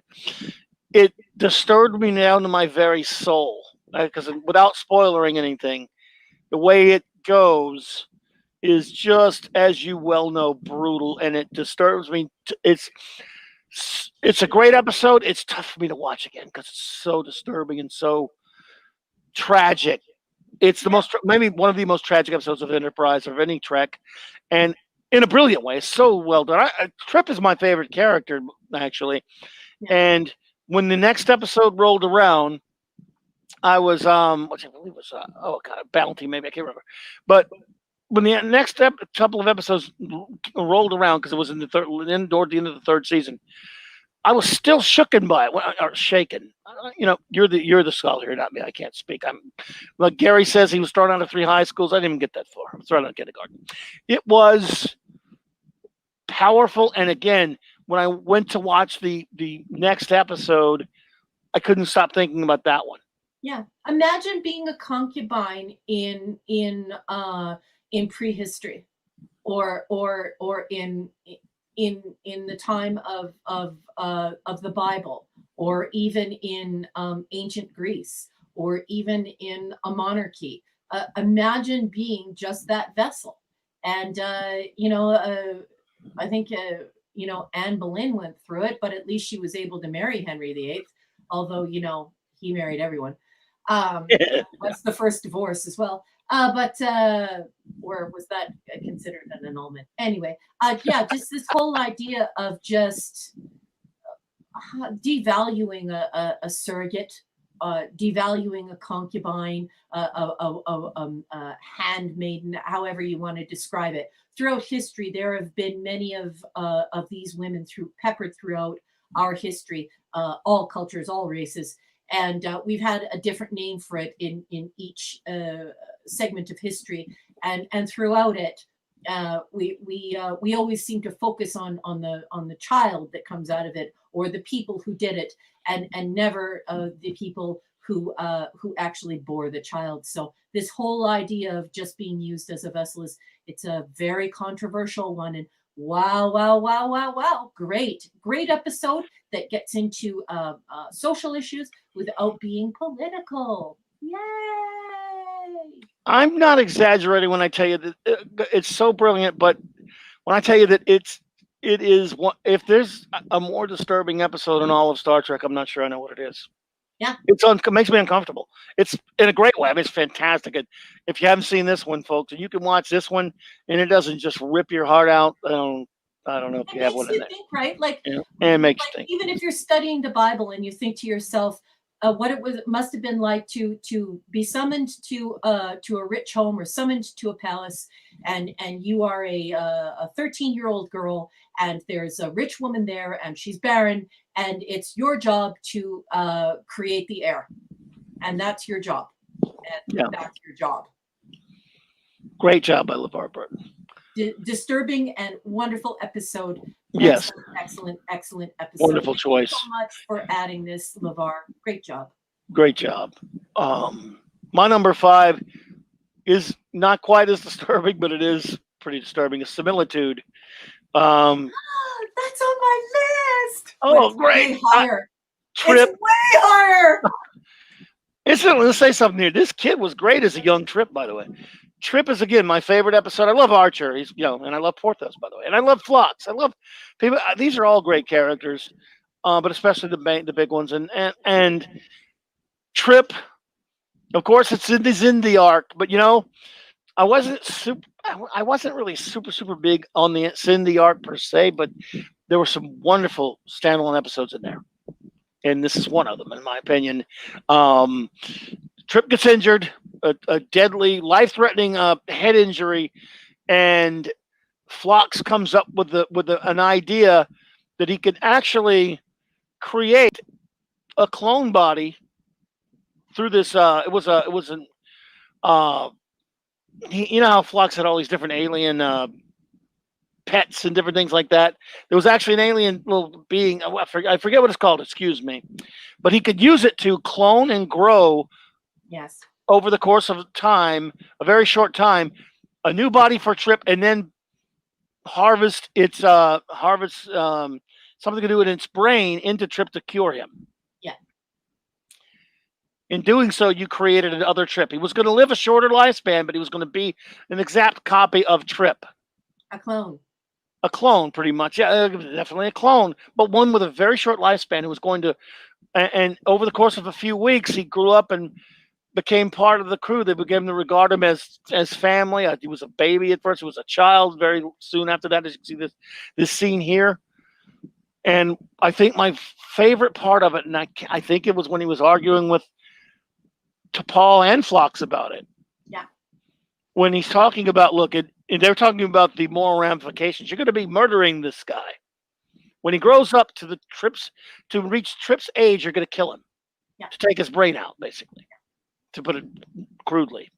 Well, we're going to be facing this soon, which is why I chose the same episode. We're going to be facing this soon. This is once again, returning back to science. We've gotten away from the fantasy of Voyager, and we're back in science again. And now we're starting to ask these deeply philosophical questions, and we're not being political. We're just talking about social issues and the human condition and what humanity faces and what our morals are and what our ethics are.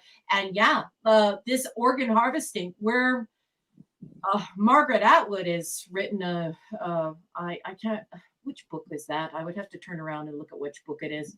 I think it's Oryx and Crate. She writes about this emerging use of pigs, and I'm not going to reveal that for you, but Oryx and Crate, give that a read. And it's just, this is not science fiction. This is science future. This is scary stuff. Yes. This is such an important episode to put out there, and nice return to science. Bravo. Thank you for returning to science and social issues. Absolutely. Love you. I love the scene where Picard is arguing with one of them, and when he was saying, if we weren't in the expanse, if the human race weren't depending on what's going on, and Earth wasn't depending on us, what's going on with the Xindi and all that stuff, I might make a different choice. But I need Enterprise. Enterprise needs Trip. Trip. Yeah. He doubles that Trip, and that shows the importance of how important Trip is. He's got to have his engineer. That ship's in pieces. Yeah. And Archer it's is amazing. going through hell over this. He doesn't deliberate over this easy. This is not an easy decision. Yes. This is why he says these definitive decisions through these gritted teeth. This is happening begrudgingly. He realizes it's a slippery slope. He realizes that he's on shaky moral and ethical ground. But there are billions of people on the planet. I don't even know how many billions are on the planet at this point. I think it's 20 billion. They claim it's 20 billion, I think, in this series. But that's a lot of people to die. Yep. They're counting on Archer. Trip. And this is forcing this philosophical issue. Who will get these organs and who won't? Who do we grow them for? And what do we do with those beings should they become sentient? And how far do we take this growing of organs? Like I said, this is terrifying. This is not science fiction. It's science future. This is just as powerful as the man who, Cooper, who invented this cell phone because he saw Kirk holding a communicator.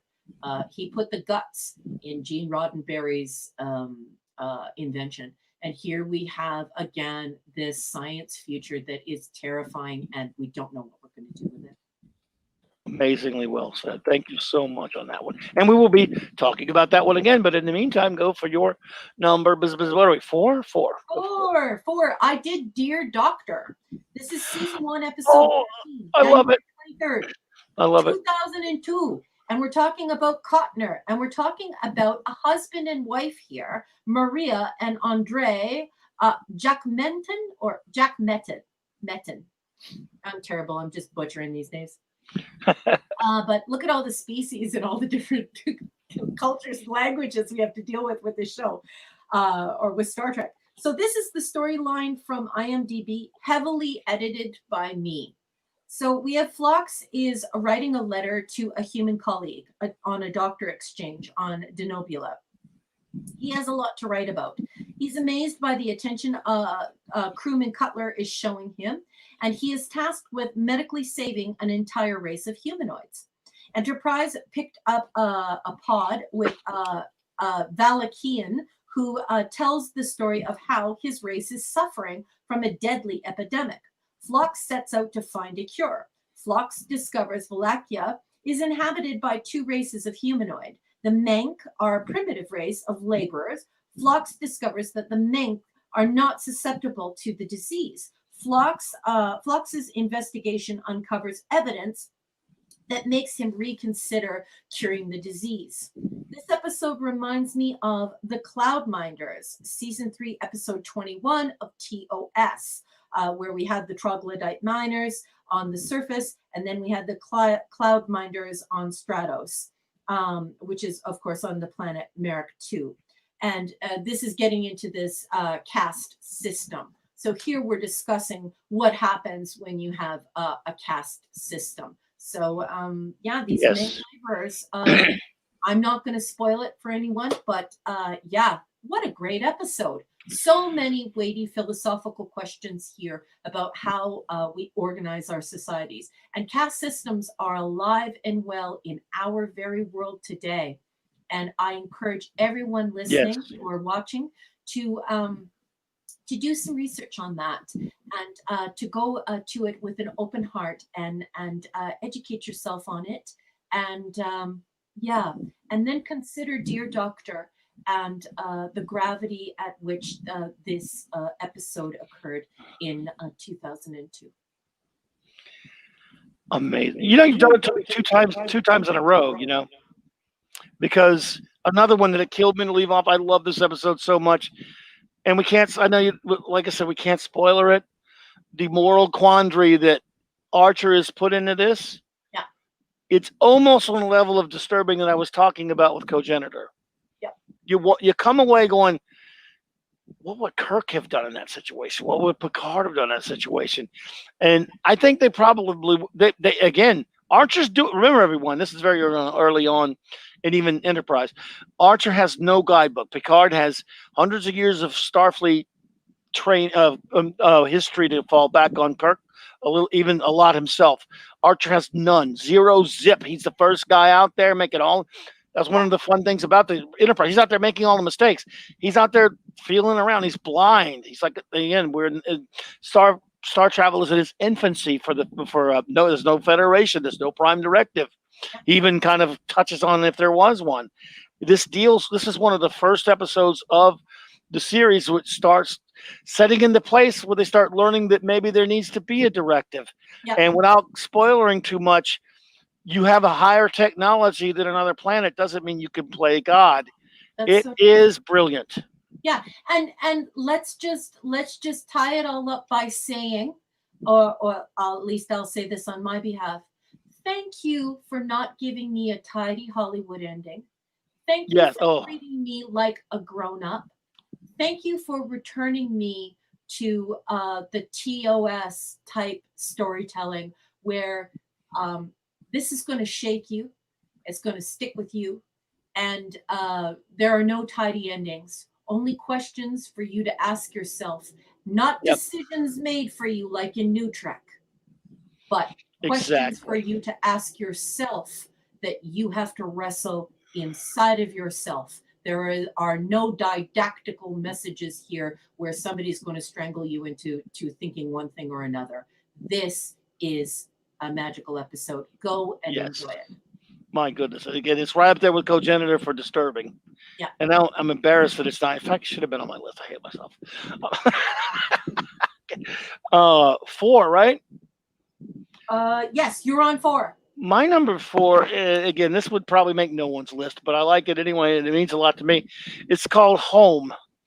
And it's the episode where after Stormfront, after the first 2 parts of the 4th season, it's when when Enterprise gets back to Earth after fighting the Xindi War.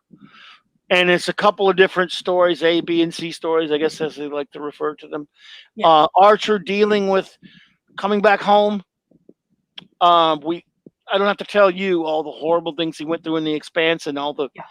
I mean, how he's a broken man now. He's a really changed man. He's not the same man we saw who launched 3 years earlier. It deals with that. It deals with Trip and T'Pol's relationship as they go to Vulcan. It deals with some of the newfound events on Earth, like xenophobia and things like that. Again, beautifully without preaching it. And all those stories are pretty good, but my favorite thing is the Archer story in there because we're seeing him finally. The Xindi thing is over. Where do we go now? Where do we go from here? And we're not sure. And I really like the character. I'm so sorry. I'm forgetting a name, but that's the way I am sometimes. I really do like the character. His friend who was, of course, becoming the captain of the Columbia in XO2. I thought she was really good. What was her name again? Oh God, I can't remember now. Damn it. And then we also have that wonderful scene with the rock climbing that totally reminds you of Kirk and yes. Spock doing the same thing. And in Trek 5, yeah. That's another thing that I really loved about Archer is he was also like an athletic captain again. We're getting another athletic captain again, like Pike, like Kirk. We've got an athletic guy again. So I really love that, right? But yeah, his relationship with that other captain, yeah, that was really nice. That was a great scene. Again, it deals a lot with T'Pol and her mother. Joanna Cassidy was terrific. Yeah. The relationship between T'Pol and Trip takes an interesting turn. We see a lot of Vulcan. All that's cool. There's some interesting stuff, again, with the xenophobia stuff, plot line, but I think my favorite is Archer in this. And, boy, he lets Saval have it. I mean, he goes off on Saval, and one of the best scenes in the thing, about just, he's so sick of being second-guessed and judged by the Vulcans. and he just lets them have it. I do understand where Doomcock and others say they don't like the way the Vulcans were written on this show as a bunch of jerks and all, and judgmental asses and stuff. There's a point to be made about that, but it's still good. I still like it anyway. I mean, I don't entirely disagree with him, but they kind of at this point were starting to change a lot. Of the show had brought on Manny Cotto maybe it is, Yeah. and the Garfield and Judith Reese Stevens had come on as story consultants to work on the series for the 4th season. I'm not one of those this is a common refrain for people about Enterprise. Oh, it sucked to do the 4th season. I do not agree at all. I liked it from get-go. There were some good ones in the 4th season, no question about it. For me, like, this is so grown up that I can excuse some of those things that they say. And one thing that we need to realize is that we're not only backing up Earth history here, we're also backing up Vulcan history. And we need to remember that when we look at TOS, Vulcans are not gregarious. They're not the Zephram Cochrane standing there and let's listen to some Roy Orbison and drink some tequila. They were extremely reserved when we look at just the show, not the movies. Yeah. And so for me, like I said, I see this as it's not just backing up on humankind, it's backing up on Vulcan, and they're not gregarious. These are I wouldn't say they're xenophobic people, but they're definitely people who are extremely cerebral. They want to move their culture forward, and they're introverted. Of course you would be introverted if you're an intellectual. I mean, that's just, I don't know, maybe I identify with that because I don't really particularly feel like going to a party with 30 people at it. I mean, I will, especially if I love the people there. But when I go home, that's when I relax. That's when I'm like, oh, where's my book? You know, so indeed, in a way, I sort of see the characterization of the Vulcans in this series. I'm a little more forgiving.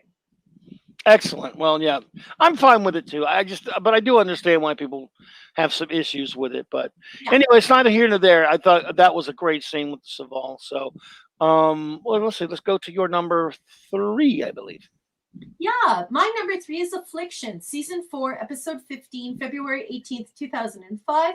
Here we see Grossman and Manny Cotto, or Cotto, however he wants to pronounce it. And this is the storyline from IMDb, heavily edited by me. On Earth, Dr. Phlox and Hoshi are attacked by aliens who kidnap Phlox. Captain Archer vows to find him. Reed tries to access the satellite logs, but suddenly gets a contact from someone he appears to know. This old contact orders Reed to acknowledge his allegiance and work for him in secret. T'Pol mind melts with Hoshi, uncovering that Rigelians are responsible for the kidnapping. Archer orders Enterprise to follow their trail, leaving Trip behind. Trip transfers to Columbia, your sexy captain, in an effort to avoid his love for T'Pol. Now apart, T'Pol and Trip begin to vividly dream of one another.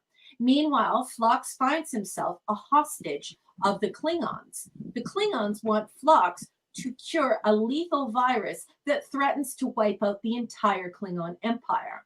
There are some side effects. No spoilers. I will say this to all of Trekdom. I chose this because, as an author, I completely respect the tying of loose ends for the whole franchise. And that's all I'm going to say on this because I don't want to spoil this episode for people who are watching it. But when you do watch this episode, you will call this conversation to mind and you will say, ah, that's what she meant. It is wonderful. As an author, I respect and I think it is wonderful that they so seamlessly and respectfully tied up all of the loose ends for the whole franchise. Bravo.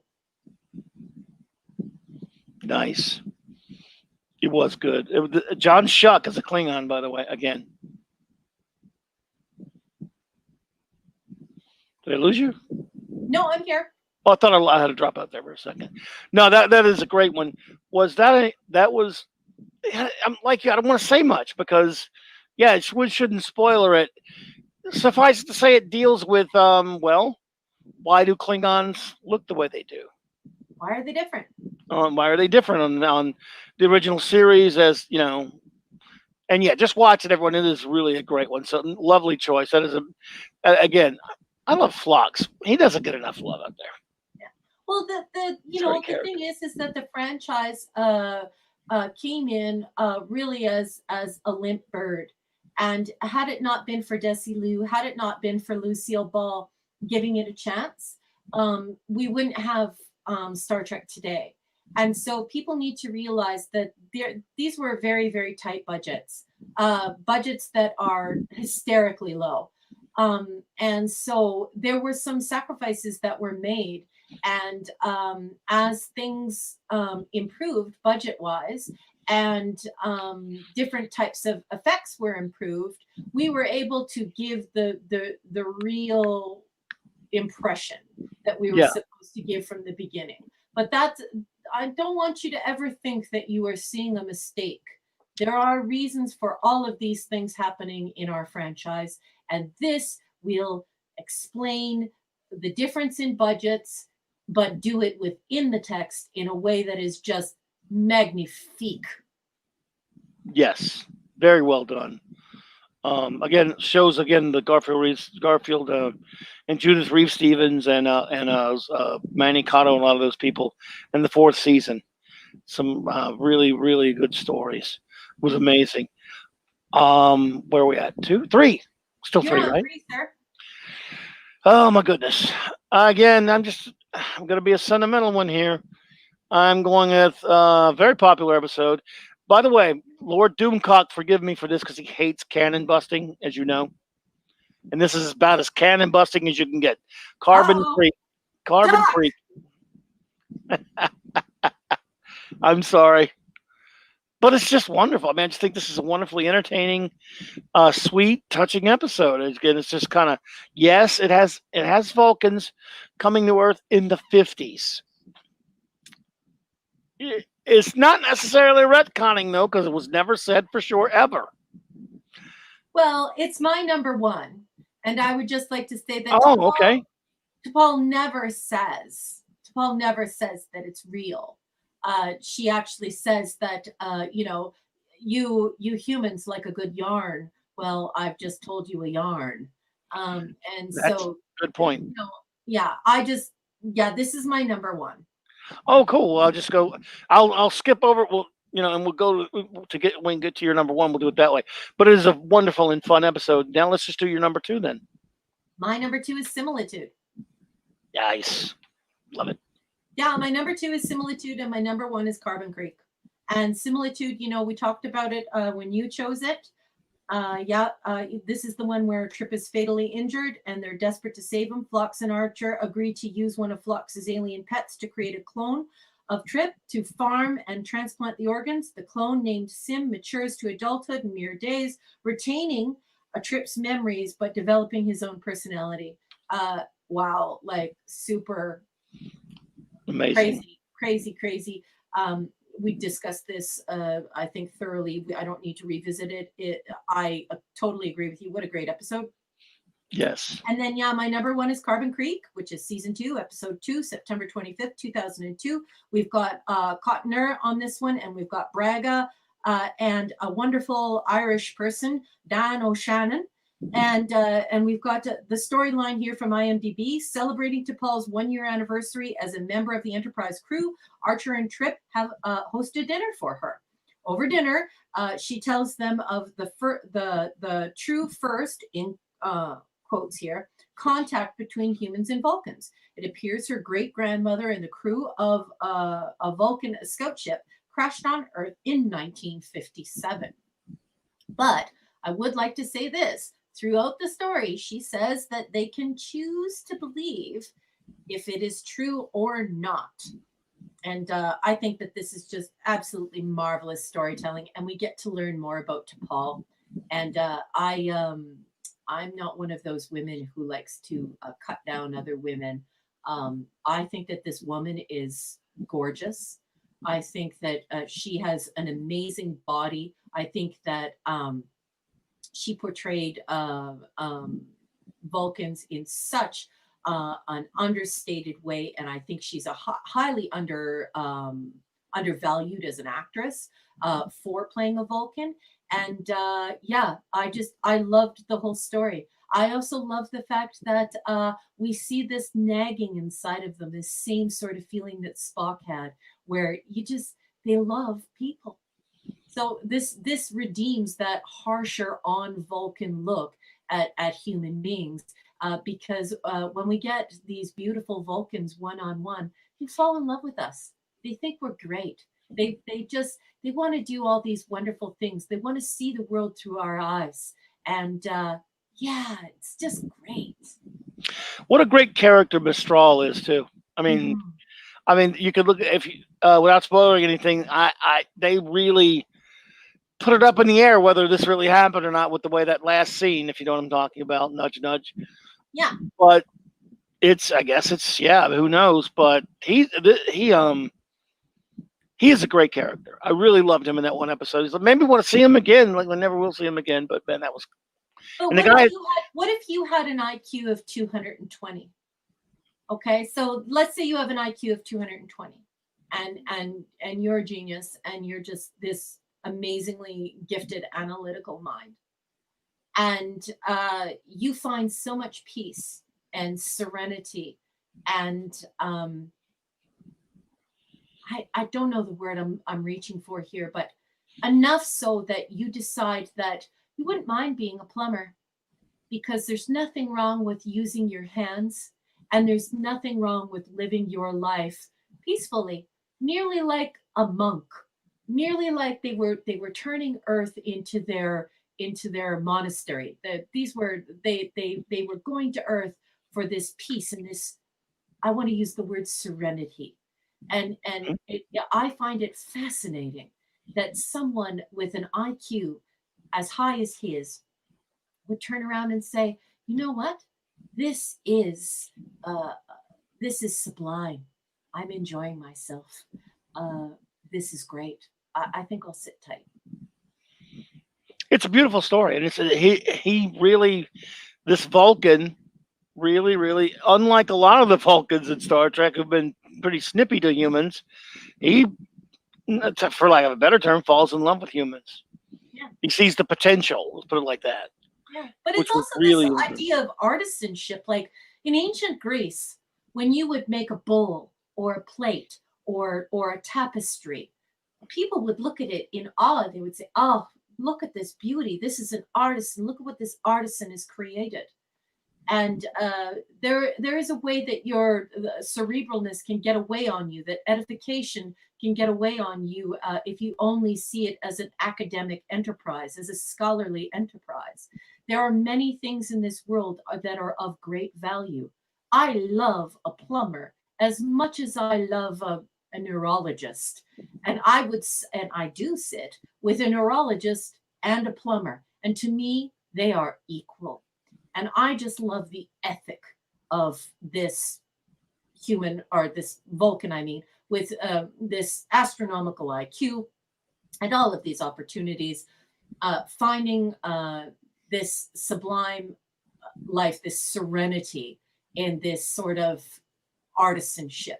And I love that ethic, because I think it's very important that you love a plumber. It's very important that you love a welder. It's very important, and not just Yep. for your zombie apocalypse team, but to value um, physical life. And as somebody who escapes into books and only considers that most of the time, when I see somebody fix something with their hands, I just think, wow, what a marvel, what a marvel, what a talent, you know. Yeah, no, absolutely. Absolutely. Well, we can go through my 2 and 1 quickly then, because that is a wonderful episode. I should have had it higher, but it is. My number 3 is The Expanse, not to be confused with the television series. Yes. Um, wow. This one, I don't know what it is. I keep saying this about this show. They're a lot of fun, just cool, nice episodes that are, that are entertaining and this, that, and the other thing. But I keep picking the rough ones. Well, Carbon Creek I didn't, but this one another one that just shook me when I first saw it. Obviously, we were very fresh off of 9/11, and when this episode first aired, it was the last episode of season 2. Now, again, this was right, almost not back to back, but close to Cogenitor, something like that. So it was already, it was rough. And to see this alien probe just pop out into Earth orbit and blast a hole that cut a swath, as they say, from Florida and down to Venezuela. Yeah. The 9/11 parallel was clear and obvious, I guess. Some might say too obvious. I don't know about, but this one just gets me, man. Especially when they finally arrive back at Earth, and they're all looking at the Earth from the view screen of the Enterprise bridge. Yeah. And they're seeing that big hole, or that big swath, as it were. Yeah. I don't know. A whole lot. I won't really go too far into it, but it handles a parallel to that horrible real life situation as well as I think any science fiction show ever could. Yeah. I really do. And the thing is that there are residual. There is a residue that is left after this episode, and I really appreciate that too, because something of this magnitude should have a residue, and we don't move on in a tidy way to the next. There is a residue. And we come to grips with the fallout, literally and figuratively, of this catastrophe. And this is a great episode. And Trip is just outstanding here. If you're not in love with him before this, and I mean love like a guy or a girl, because I'm talking about his acting ability here. Wow, he's just unbelievable. He really is. It's a new arc for his character. Oh yeah, and it's a new arc for his character. Yeah, and really adds to it. Just sink his teeth into the character, and that's the thing is that's why I really like Enterprise too. Is that like they don't waste the actor. Sometimes I get upset with Voyager because it had everything it needed, but they were wasteful with the actors. Yeah. And here, no, we get Trip, and Trip is just amazing. And I don't mean in a sexual way, that you just fall in love with this character because the talent is just, it's just great. I think he's wonderful. Yep, I love Trip. He's again, I love Archer, but Trip might be my favorite by a small degree. Now, my number one is, do you remember a film called The Right Stuff? Yes. This is what I call the right stuff of Star Trek. It's called First Flight. Yeah. I don't know why. I can't give you. I mean, yeah, I do know why. I love this episode because this, for those who do not know, is Archer telling the story of the first warp program, the Warp 5 program.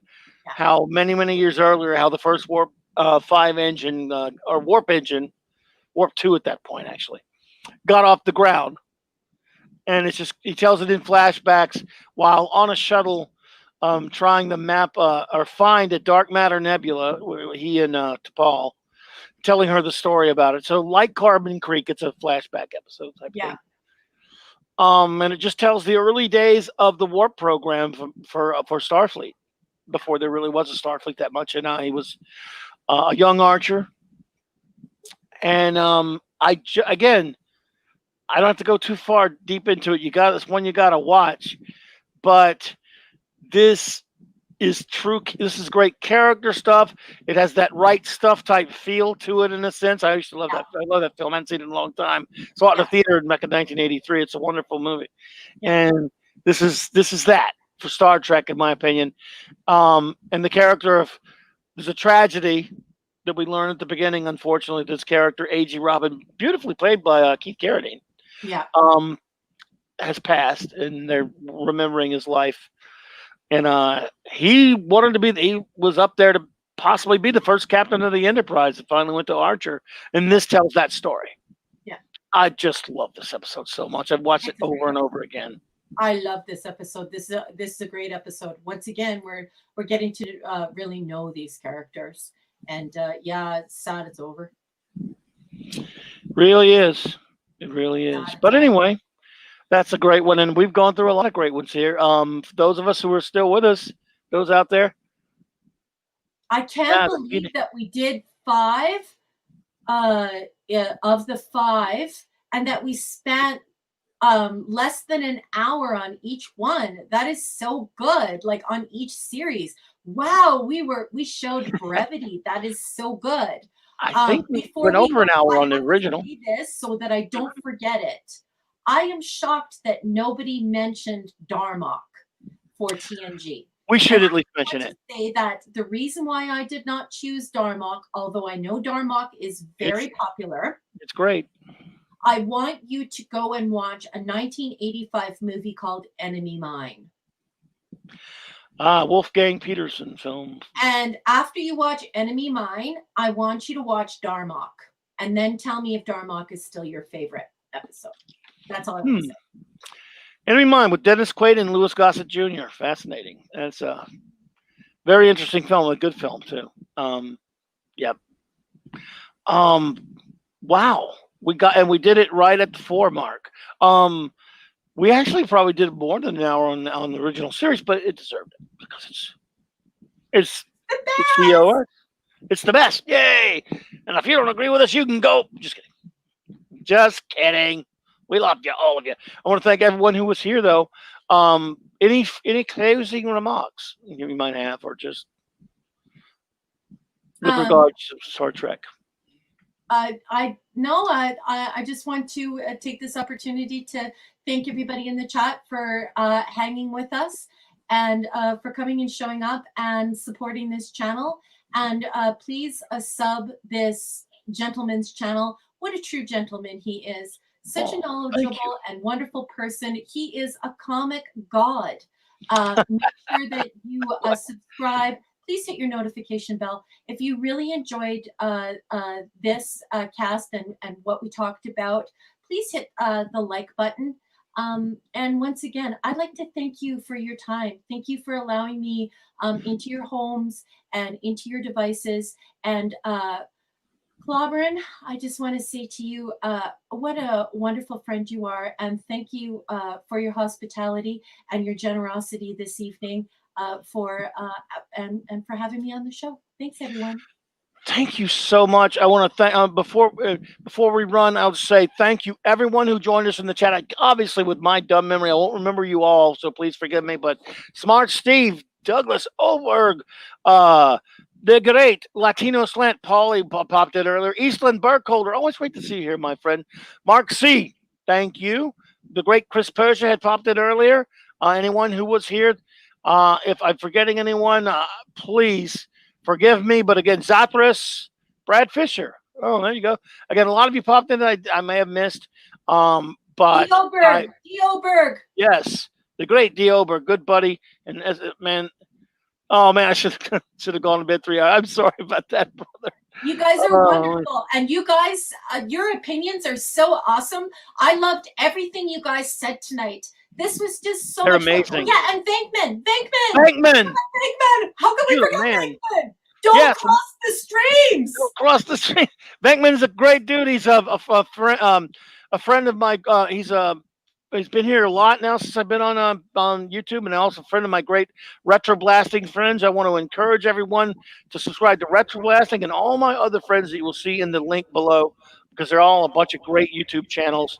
And I want to thank everyone. I'm going to thank right now the beautiful and wonderful Raquel Briggs, because you, ma'am, are just too awesome to be here. I had so much fun.